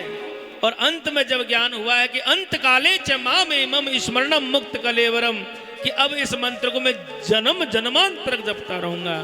और जब उस नाम को मरते समय भी जपता रहा तो आज वही कीट महामुनि मैत्री बन करके संसार में ज्ञान बांट रहे हैं। बोलो मैत्री जी महाराज की जय हो। अब भगवान सुखदेव जी महाराज पुनः राजा भरत की कथा पे आ जाते हैं। भरतस्तोन महाभागवतो यदा भगवता वनितल परिपालनम संचिंतन तदनु शासन परे पंचजनी विश्वरूप द्वितरम मूपे में। हे महाराज, महाराज भरत के भाग्य की बड़ी सुंदर प्रशंसा सुखदेव बाबा कर रहे हैं।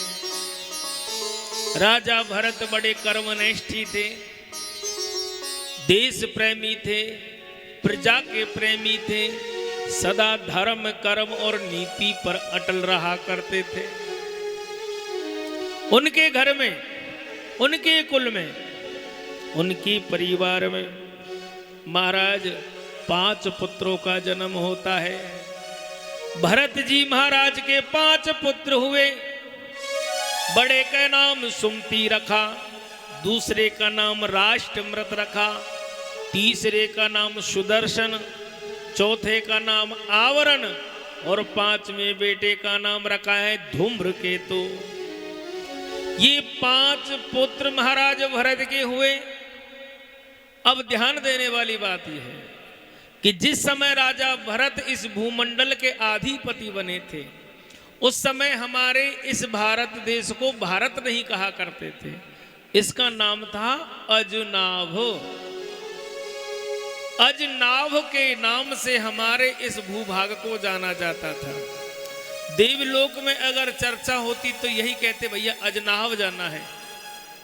पर राजा भरत के उस त्याग और बलिदान की वजह से इस देश का नाम बदला गया और राजा के नाम पर ही देश की घोषणा हो गई भारतवर्ष।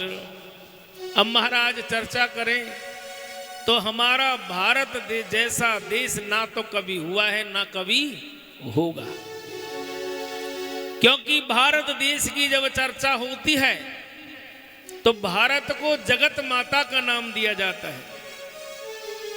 भारत देश को देश नहीं कहा जाता।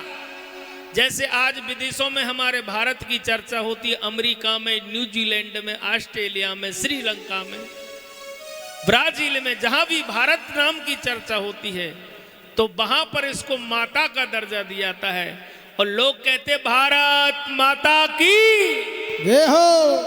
तो भारत को क्या कहा गया? माता। भारत देश की जय कोई नहीं बोलेगा, भारत माता की जय बोलकर संबोधित करेगा। इसलिए भारत देश सारे जगत की जननी है। बोलो राधे राधे। महाराज, इस देश में जन्म लेना, इस देश में श्वास लेना, इस देश में मरना, इस देश में अपने जीवन का यापन करना, ये जाने कितने हजार वर्षों का पुण्य उदय होता है, तब जाके भारत में जन्म मिलता है। बोलो राधे राधे। क्योंकि ये भारत ही नहीं, मेरे राम की जन्मभूमि है। ये भारत नहीं, भगवान कृष्ण की जन्मभूमि है। ये भारत नहीं, भगवान नरसिंह की जन्मभूमि है। क्योंकि इस भारत के अंदर भगवान ने 24 बार आकर के अवतार लिया है। ये देश भारत एक ऐसा है जहां भगवान त्रिलोकीनाथ स्वयं आने के लिए तैयार हो जाते हैं। अमेरिका में जन्म नहीं होता है, चीन में जन्म नहीं होता, न्यूजीलैंड, ब्राजील, श्रीलंका, कहीं भी भगवान नहीं जाते हैं। अगर देश है तो भारत, वहां भगवान आने को तैयार हो जाते हैं। जिसको सदा पवित्र करने के लिए गंगा मैया बहती रहती है, जिसके सिर की मुकुट की शोभा राजा हिमाचल शोभायमान रहता है, जिसकी कोख में बद्री विशाल विराजमान है, केदारनाथ विराजमान है, गंगोत्री यमुनोत्री विराजमान है। एक तरफ जाके देखे तो काशी विश्वनाथ विराजमान है, दूसरी तरफ जाके देखे तो सोमनाथ विराजमान है, और तीसरी तरफ जाके देखे तो महाकाल विराजमान है। तो ये पृथ्वी तो महाराज देवभूमि है। यहां हम सब रहते हैं, और रहने का सौभाग्य हमें इसलिए मिला है कि हमने पूर्व जन्म में अच्छे कर्म किए, जो परमात्मा ने हमें भारत में मनुष्य की योनि में भेजा है। बोलो राधे राधे। तो क्या कहेंगे? चंदन है इस देश की माटी, अरे तपोभूमि हर ग्राम है,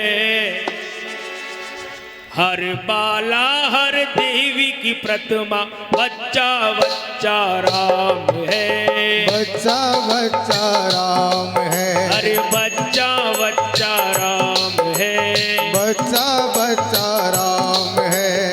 चंदन है इस देश की माटी,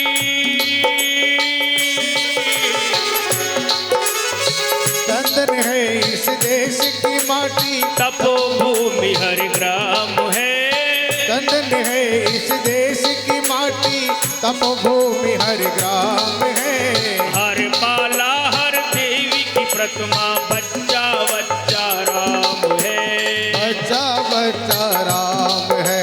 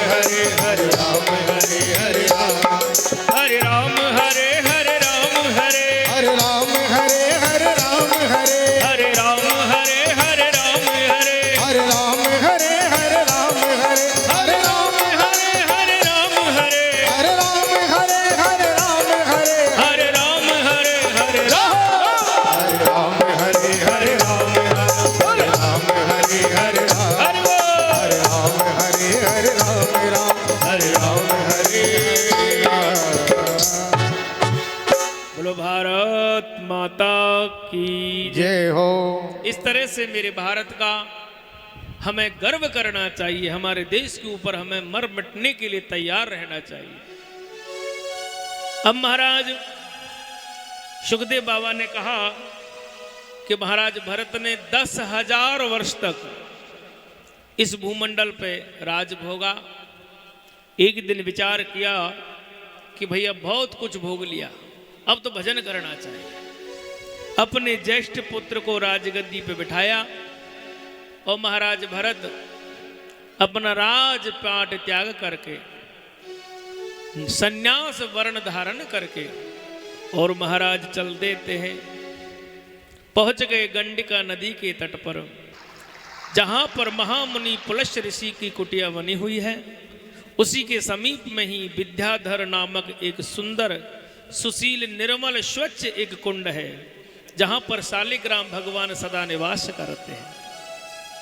उसी के समीप ही एक पावन स्थान है जिसको कहते मुक्तिनाथ। वहीं पर महाराज भरत अपना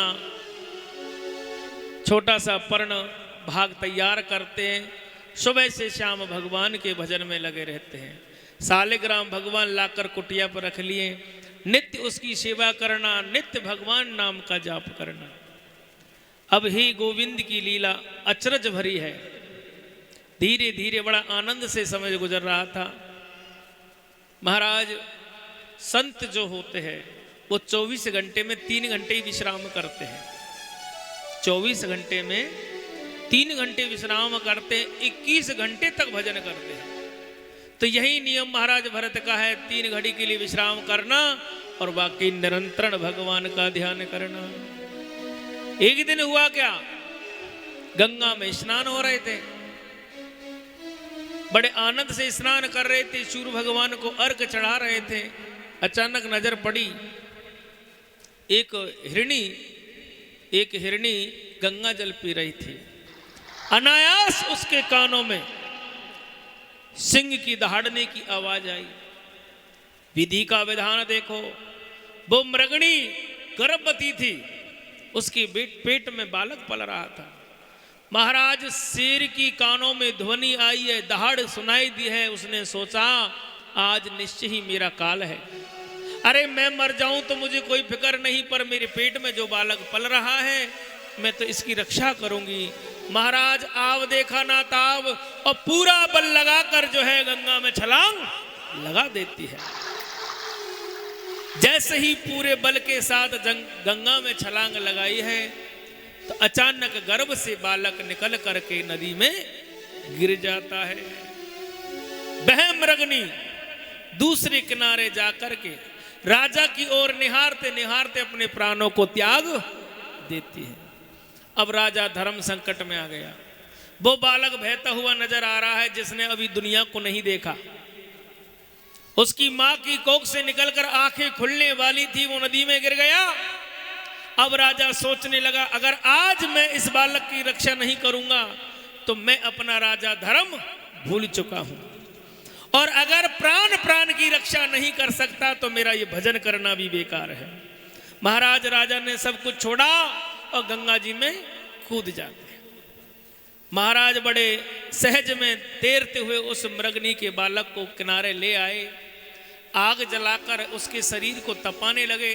जैसे ही वो बालक अग्नि के समीप आया, शरीर में रक्त की ध्वनि तोड़ने लगी।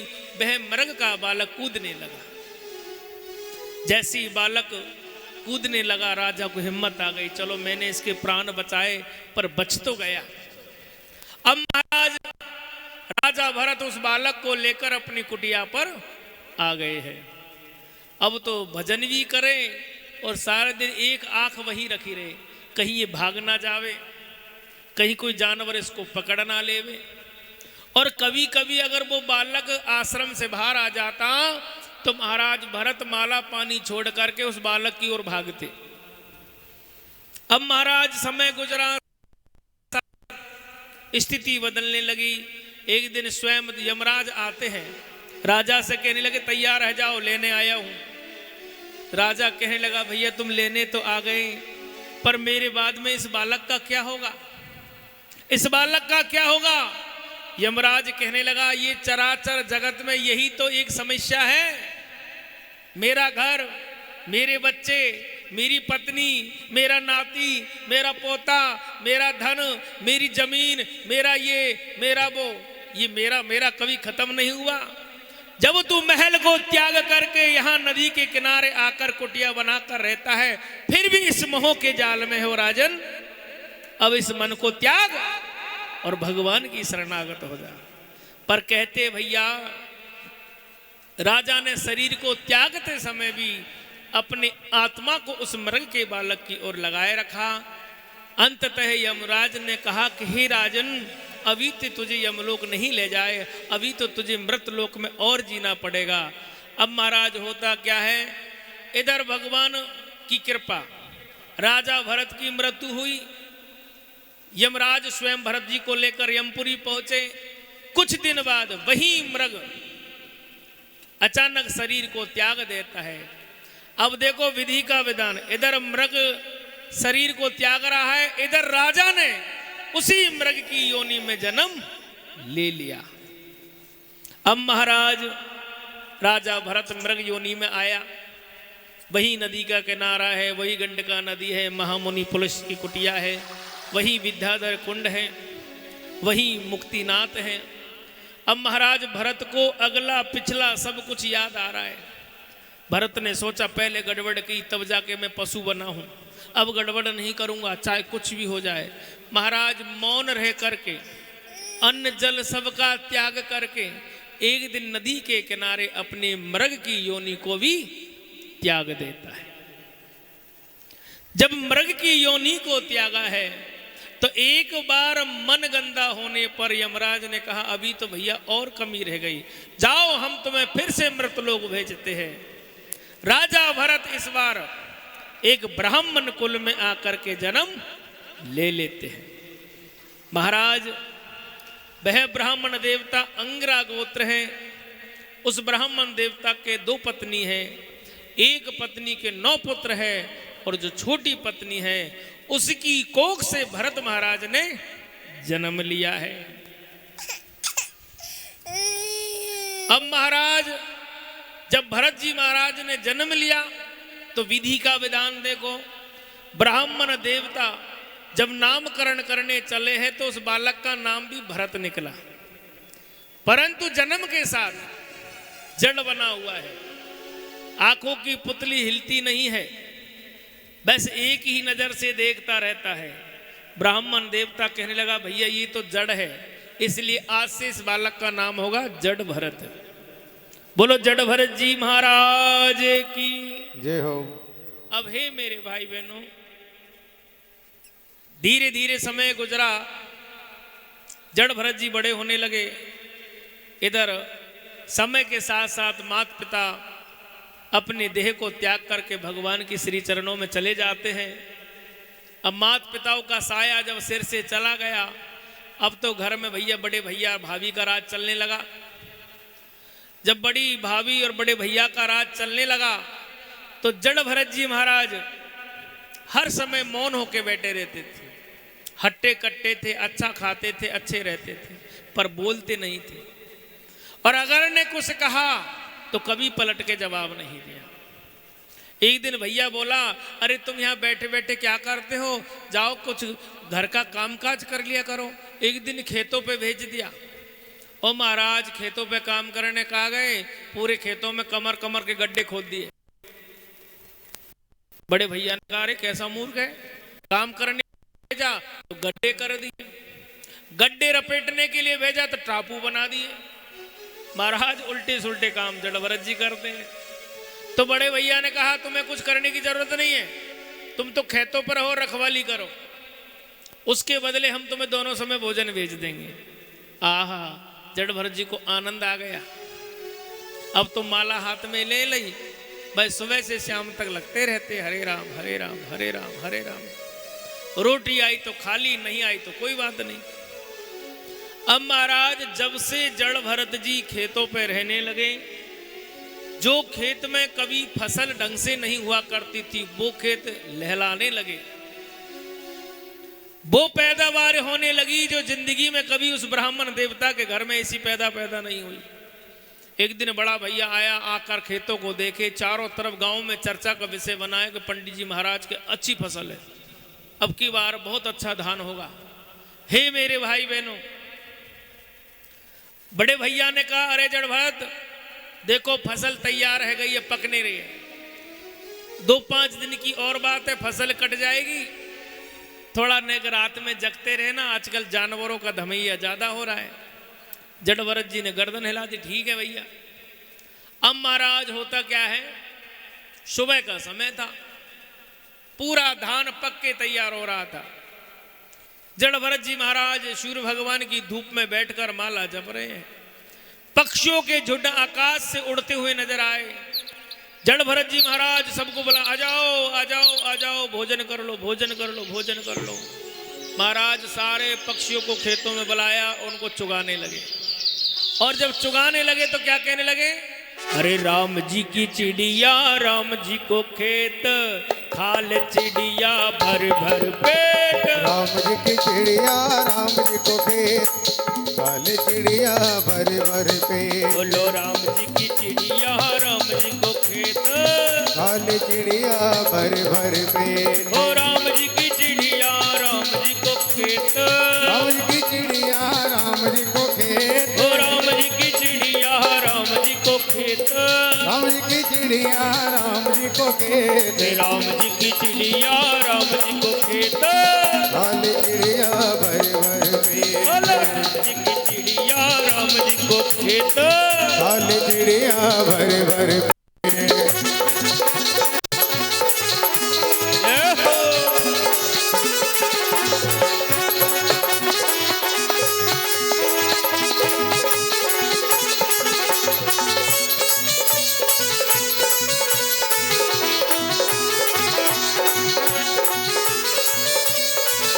बलिहारी।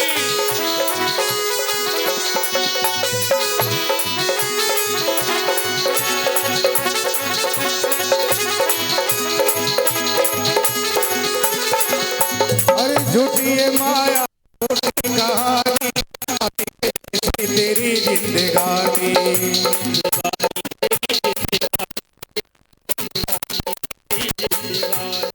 झूठी ये माया झूठी कहानी, पानी के जैसे तेरी जिंदगानी। तेरी जिंदगानी तेरी जिंदगानी। लगा ले बल्ला हर से जो गोरी चिड़िया भर भर पे। बोलो राम जी की चिड़िया राम जी को खेत, खाल चिड़िया भर भर, खाल चिड़िया भर भर पेट। अरे खाले चिड़िया भर भर पे। खाल चिड़िया भर भर पेट। अब महाराज सारे पक्षी भर पेट के भोजन करके अपने अपने घर चले। अब शाम का समय, अंधेरा होता जा रहा है। इधर बड़ा भैया गांव गांव घूम रहा है, मजदूर तैयार कर रहा है, भैया सुबह चलना है, फसल काटनी है। लोगों को तैयार करके आ गए कि भैया सुबह 7 बजे खेत काटने चलना है। और यहाँ तो रात की ही बात है। जड़ भरत जी महाराज आधी रात के समय माला जप रहे थे, चंद्रमा की बड़ी छाव में अचानक गैयाओं की रंभाने की आवाज कानों में गूंजने लगी। जड़ भरत जी महाराज खड़े हो गए और खड़े होकर चारों तरफ देखने लगे, पर कहीं कोई गाय नजर नहीं आ रही। आखिरकार जड़ भरत जी महाराज ने अपनी माला को छोड़ा और रास्ते की ओर भागने लगे। जब रास्ते में पहुंचे हैं जड़ भरत जी महाराज, तो रास्तों में हजारों गैयाओं की संख्या में गैयाओं के झुंड आते नजर आने लगे हैं। जब गैयाओं के झुंड आते नजर आने लगे हैं, जड़ भरत जी महाराज कहने लगे, आज तो हमारे नंदलाला सारी गैया यहीं भूल गए। ओहो महाराज अपने खेतों की बार हटाए गई और गैयाओं से आओ आओ भोजन कर लो, कापते कब को भोजन की हुए। महाराज सारी गैयाएं दौड़ती हुई गाय खेत में प्रवेश कर जाती है। और जब खेत में प्रवेश करती है, रात रात में तो महाराज पूरे खेत लाल ही लाल दिखाई देने लगे। हरे हरे धान की गोबर ही गोबर नजर आने लगो। सुबह की समाचार है, बड़ो भैया मजदूर लेके आए और मजदूरों को लाकर खेत में अंदर कराया। मजदूर कहने लगे भैया क्या काटे, यहाँ तो गोबर ही गोबर पड़ा है। बड़े भैया ने देखा जो फसल कल इतनी अच्छी लहला रही थी वो रात रात में गायब कहाँ हो गई और ये गोबर ही गोबर रह गया। महाराज जड़ भरत जी मुस्कुराए, आनंद आ गया, आनंद आ गया। अरे काहे को आनंद आ गया, तूने हम बर्बाद कर दिए। जब से तू हुआ है इस घर में, इस घर में कभी अच्छा नहीं हुआ है। महाराज बड़ा भैया जड़ भरत जी को उठा करके एक लात मारता है और वहां से भगाने लगता है। जड़ भरत जी चुपचाप बिना कुछ कहे बिना कुछ बोले चल देते हैं। अब कहते हैं महाराज चुपचाप जंगल की ओर चले जा रहे हैं। ऐसी जगह पहुंच गए जहां कोसों दूर तक कोई गांव नजर नहीं आवे। जंगल के मध्य में एक बट वृक्ष था विशाल, उसकी छांव के नीचे समाधि लगाई ली है। बस घास फूस खाने लगे और समय गुजारने लगे। कहते हैं ये जीव तो बचने की कोशिश तो बहुत करता है, परंतु ये समय चक्र किसी को बचने नहीं देता है। आखिरकार कवार का महीना था, यही नवरात्रों का समय था। उस जंगल में एक डाकुओं की टोली रहती है। उन डाकुओं के मुखिया का है सरदार जी, माता रानी का व्रत पूजा करते हैं और ये मैया से वचन कहते हैं कि मैया अगर यह साल मेरी अच्छी चोरी चपाटी होगी, पुलिस मोई नहीं पकड़ेगी, राजा मोई नहीं पकड़ेगा, तो मैं तो दशहरे के दिन एक मनुष्य की बलि दूंगा। अब महाराज वो दशहरे का समय है। सरदार ने अपने साथियों से कहा जाओ और कोई ऐसा व्यक्ति पकड़ के लाओ जिसको मृत्यु का भय ना हो, मरने से नहीं डरता हो। अब चले भैया चोर, चारों दिशाओं में ढूंढने लगे। अब मरने से तो सभी डरते हैं, कौन नहीं डरे मरने से। जिस गांव में जाए जो रास्ता में मिले वो देखते भगने लग जावे। अब महाराज ढूंढते ढूंढते वही बट वृक्ष के नीचे आकर वे पहुंच गए। एक हाथ में तलवार लेके मारने दौड़े, एक धनुष्मान लेके मारने दौड़े, पर जड़ भरत जी महाराज के कोई फर्क नहीं पड़ा। डाकू बोले ये व्यक्ति ऐसा है जो मरने से नहीं डरता है। या कहा कि तलवार उठाओ चाहे धनुष्मान उठाओ, इसके कोई परवाह ही नहीं। महाराज डाकुओं ने जड़ भरत जी को पकड़ लिया और कहा चलो। जड़ भरत जी बोले चलो। आ गए महाराज सरदार के पास। सरदार ने देखा, बड़ा हट्टा कट्टा लेके आए। ऐसा करो पहले इसको स्नान कराओ। अब महाराज कई महीना है गए नहाए हुए, मिट्टी जम रही। डाकुओं ने रगड़ रगड़ के बढ़िया तेल घी लगा के नहवाया। फिर कहा इसको नए कपड़े पहनाओ, इत्र फुलेल लगाओ, टीका लगाओ, अब इसको भरपेट करके भोजन कराओ। अब जड़ भरत जी महाराज तो जाने कितने दिन है गए रोटी खाए। महाराज वहां खीर पुआ की रसोई, फिर तो का काम, अब छोड़वा रहे थोड़ी है।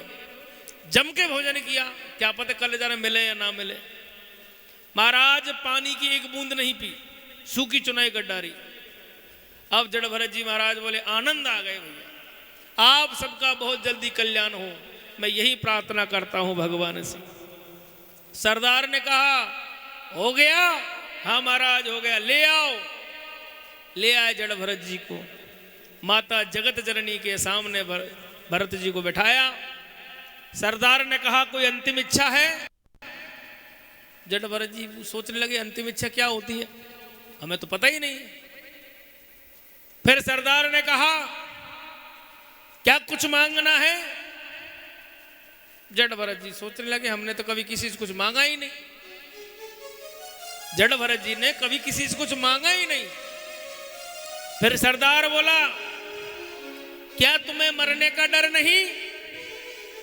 जड़ भरत जी फिर मन ही मन कहने लगे मरते कैसे, ये तो मैंने कभी देखा ही नहीं। अरे ये कैसा व्यक्ति है, हम कुछ कह रहे हैं इसको कोई बोलता ही नहीं है। अब महाराज सरदार ने कहा मैं तेरी बलि देने जा रहा हूं, क्या तेरी अंतिम इच्छा है? जड़ भरत जी मन ही मन कहने लगे, अरे मेरी बलि, वो क्यों? और मेरी बलि लगने से अगर मैया खुश होती है तो मैं तो मैया से ये प्रार्थना करता हूं कि हे मैया, मैं जब भी जन्म लूं ना धरती पे तो मेरी भेंट तेरे चरणों में जरूर लगनी चाहिए, ताकि तू खुश हो जावे। अब महाराज जड़ भरत जी तो जड़ भरत जी है, उसकी आत्मा के तार सीधे मैया से जुड़ गए। और माता जी कहने लगी, बेटा चिंता ना कर, जो मेरी शरण आ जाए ना उसका कोई बाल वाकर नहीं कर सकता। माता रानी के तार सीधे जुड़ गए जड़ भरत जी से। सरदार फिर कहने लगा, मैं तेरी बलि देने जा रहा हूं। अब महाराज बलि दो वाना तो गर्दन वैसे हिलाई जैसे देखो ना लोग आजकल कोई बकरे काटे कोई मुर्गा काटे, ठंडे पानी के छींटे क्या मारे, सिर हिल गया, अरे हाँ मान लिया बट उड़ा दे। अरे पानी के छींटा तो तुम्हारे मारेंगे तो भी फुरफुरी मार जाओगे ठंडे पानी से, फिर काट दी जा गर्दन। अब महाराज जड़ भरत जी के जैसे ही ठंडे छींटे मारे, वाने गर्दन करी, वाने से मान लिया देवी ने उड़ाई गर्दन। अब महाराज जैसे ही तलवार चलने लगी जड़ भरत जी की गर्दन पर, इतने में जगत जननी मां भवानी काली का रूप धारण करके प्रकट हो जाती है। बोलो सच्चे दरबार की। मूर्ति के दो भाग हो गए, हाथ में तलवार लिए हुए, गले में नरमुंडों की माला, हाथ में खप्पर है, और सरदार की गर्दन को काट कर गरम गरम रक्त का पान करने लगी। डाकू मारने के लिए जोड़े, देखते देखते सारे डाकुओं का संहार मैया करने लगी और उनके रक्त में स्नान करने लगी। जड़ भरत जी महाराज डर गए और मैया के आगे हाथ जोड़ करके बैठ गए और कहने लगे, ओ अम्बे तू है जगदम्बे काली, जय दुर्गे खप्पर वाले, तेरे गुण गावे पारती हो मैया।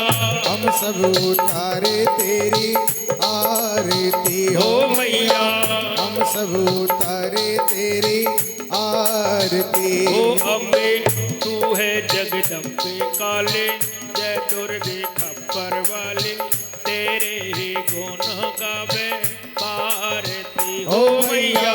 हम सब उतारे तेरी आरती हो मैया, हम सब उतारे तेरी आरती।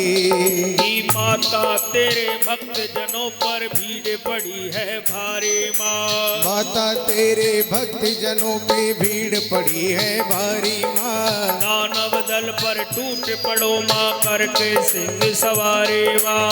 दानव दल पे कूद पड़ो माँ, दानव दल पे कूद पड़ो माँ, करके सिंह सवारी। सो सिंहों से बलशाले, अष्ट भुजाओं वाले, दुखियों के दुर्गुणों निवारती हो मैया। हम सब उतारे तेरी आरती हो मैया, हम सब उतारे तेरी आरती। अरे माँ बेटे का इस जग में है बड़ा ही निर्मल नाता माँ, माँ बेटे का है इस जग में बड़ा ही निर्मल नाता माँ। पूत कपूत सुने हैं प्रणाम, माता सुनी को माता माँ। पूत कपूत सुने हैं प्रणाम, पूत कपूत सुने हैं प्रणाम, माता सुने को माता। सब पर करुणा बरसाने वाले, दर्द बरसाने वाले, दुखियों के दुख को निवारती हो मैया। हम सब उतारे तेरी आरती हो मैया, हम सब उतारे तेरी आरती। अरे नहीं मांगत है धन और दौलत, ना चांदी ना सोना माँ। नहीं मांगत है धन और दौलत, ना चांदी ना सोना माँ। हमें तो मांगत तेरे मन का एक छोटा सा कोना माँ। हम तो मांगे तेरे मन का, हम तो मांगे तेरे मन का एक छोटा सा कोना। सबकी बिगड़ी बनाने वाले, लाने लाज बचाने वाले सत्यों के सत्य को सवारती हो मैया। हम सब उतारे तेरी आरती हो मैया, हम सब उतारे तेरी आरती हो मैया, हम सब उतारे तेरी आरती हो मैया, हम सब उतारे तेरी आरती मैया, हम सब उतारे तेरी आरती हो मैया, हम सब उतारे तेरी आरती। बोलो साचे दरबार की, बोलो जगदम्बे मात की।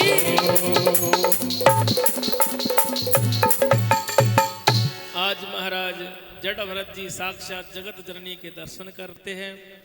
मैया ने कहा है भरत मांगो मांगो। जड़ भरत जी ने हाथ जोड़ के कहा है माता जी मैं कई बार जन्म ले चुका हूं।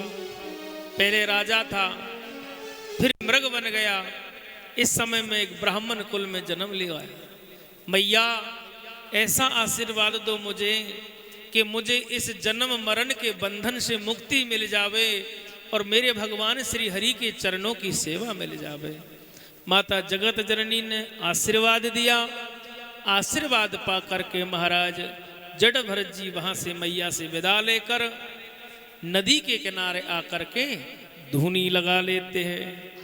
ब्रह्मा तेज से दग्ध तो काली भक्ति अकुलाय, रूप भयंकर कर प्रगट बारंबार ठाय। आज जड़ भरत जी महाराज माता रानी का आशीर्वाद पा करके इक्षुमती नदी के किनारे आकर अपनी समाधि लगा लेते हैं। अब थोड़ी देर के लिए कथा यहीं पर विश्राम लेती है, फिर भगवान की आनंद में कथा का श्रवण करेंगे। बोलो भक्त वत्सल भगवान की जय हो। अरे मैं पागल कर डारी हो जी, मैं पागल कर डारी। अरे बास की बसुरिया ने वो छोटे से लाला ने जी मैं पागल कर डारी। बास की बसुरिया ने जी मैं पागल कर डारी। मैं पागल कर डारी हो मैया, मैं पागल कर डारी। मैं पागल कर डारी हो बहना, मैं पागल कर डारी। छोटे से लाला ने वो नंद जी के लाला ने जी मैं पागल कर डारी। ओ बास की बसुरिया ने जी मैं पागल कर जय हो हरि बोल।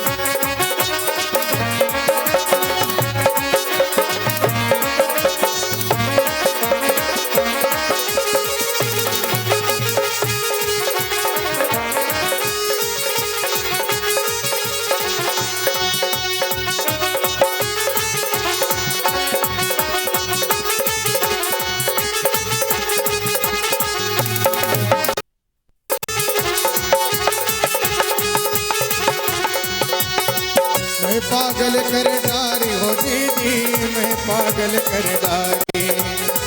मैं पागल कर डारी हो दीदी, मैं पागल कर डारी। रे छोटे से काना ने छोटे से काना ने जी मैं पागल